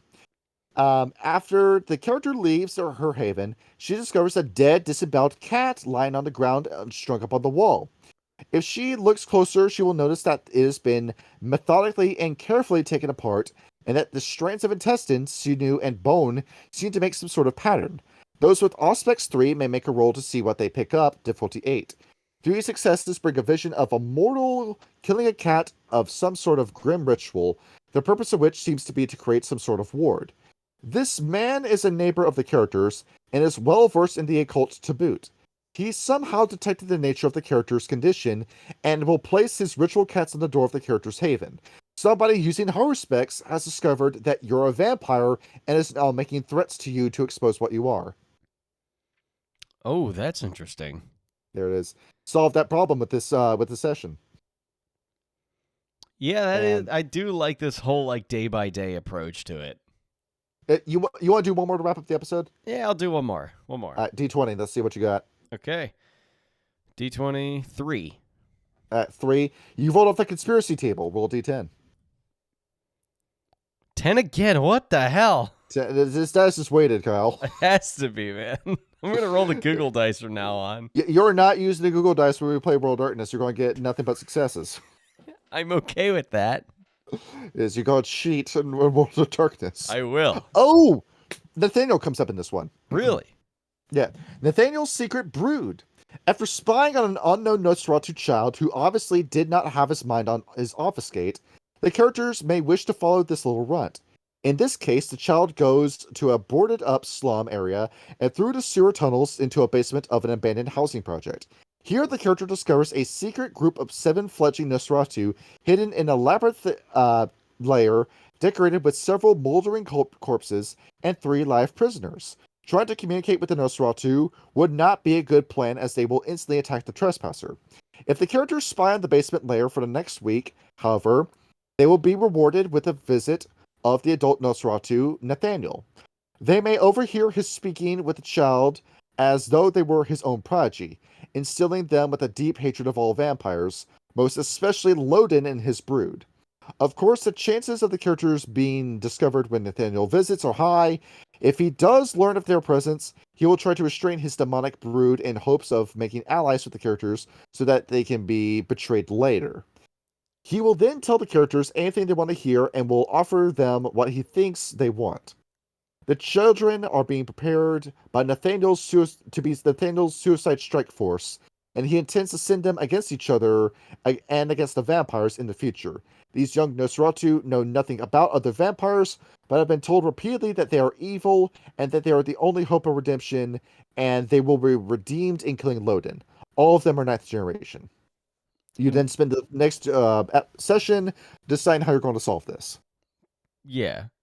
Yeah, that is That's going to be a hard one. You There is- could well, I mean, they're Nosferatu. And this is wait a minute. You got Nathaniel over here about to jump the gun again. Yep.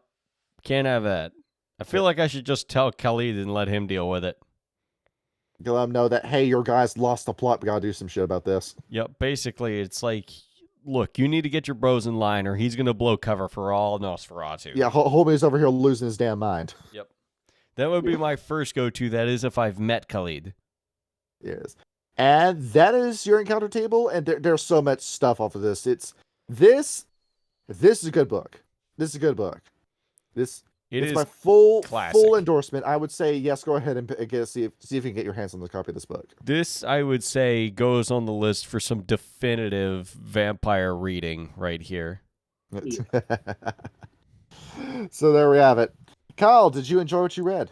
I thought that this was a really interesting book. It was really heavy on characters because they kind of had to. It was their first time making this. But a lot of the characters are really stellar. I really do like what they've done. And you see that like with as many characters that they made and how they're all involved with each other. This is the perfect for an open sandbox kind of game where you can just take this plot wherever you want. There's no real adventure module to be written here. It's just the story the way you want to run out.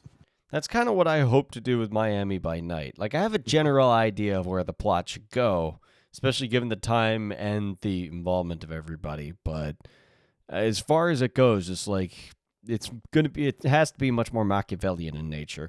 You go in guns blazing in crowded downtown Miami, the DEA and then worse yet, the IAA will be kicking down doors. We'll do like an 80s Breaking Bad. Basically, it's what it's got to be. There it is. And Sean just decided he wants to eat people for the whole game. I am so pumped for Sean's character. I need to ask him again what movie he told me to watch to know the kind of tone he's going for. There it is. You see The Witches of Eastwick. You know what I'm going for. I have not, actually. You've not seen The Witches of Eastwick? I have not. All right. It's a Probably good movie to check out. Also, like a bunch of like incels have taken that movie and has made like Jack and Nicholson the hashtag our guy in that movie. Oh wait, isn't that where like I think of a man, and I take away respect and accountability, or something like that? Yes, that's the one. I know that I know that one scene, but I haven't seen the rest of the movie. You got Michelle Pfeiffer, Susan Sarandon, and Cher, the three hottest women in Hollywood at the time. Wait. Isn't this where... Oh, wait, no, that's a different movie. Never mind. But, I don't know. I remember there's this other one where, like, there's these three women, and they have this absolute fucking pig of a boss, and they're all thinking about different ways they can kill him, and then he actually gets killed by somebody else, and they have to find out who killed him. Oh, that's a different movie, but yeah. All right. We have gone on for a long time with this episode. I think that's a wrap. Yeah, buy this book. It's good. Yeah, there it is. Just check this shit out. But it's fucking expensive as shit on Draw Through RPG for some reason. Oh, well, fucking pirate it. $18 for this book. 18? Jesus. For some reason. There it is. Ryan woke up when he heard the price of that. Yep. All good, man. All right. Yeah. All Chicago. Right. Ryan, go to bed, and we'll see both of you later. Good night, everybody. Have All right, a good, guys. GN.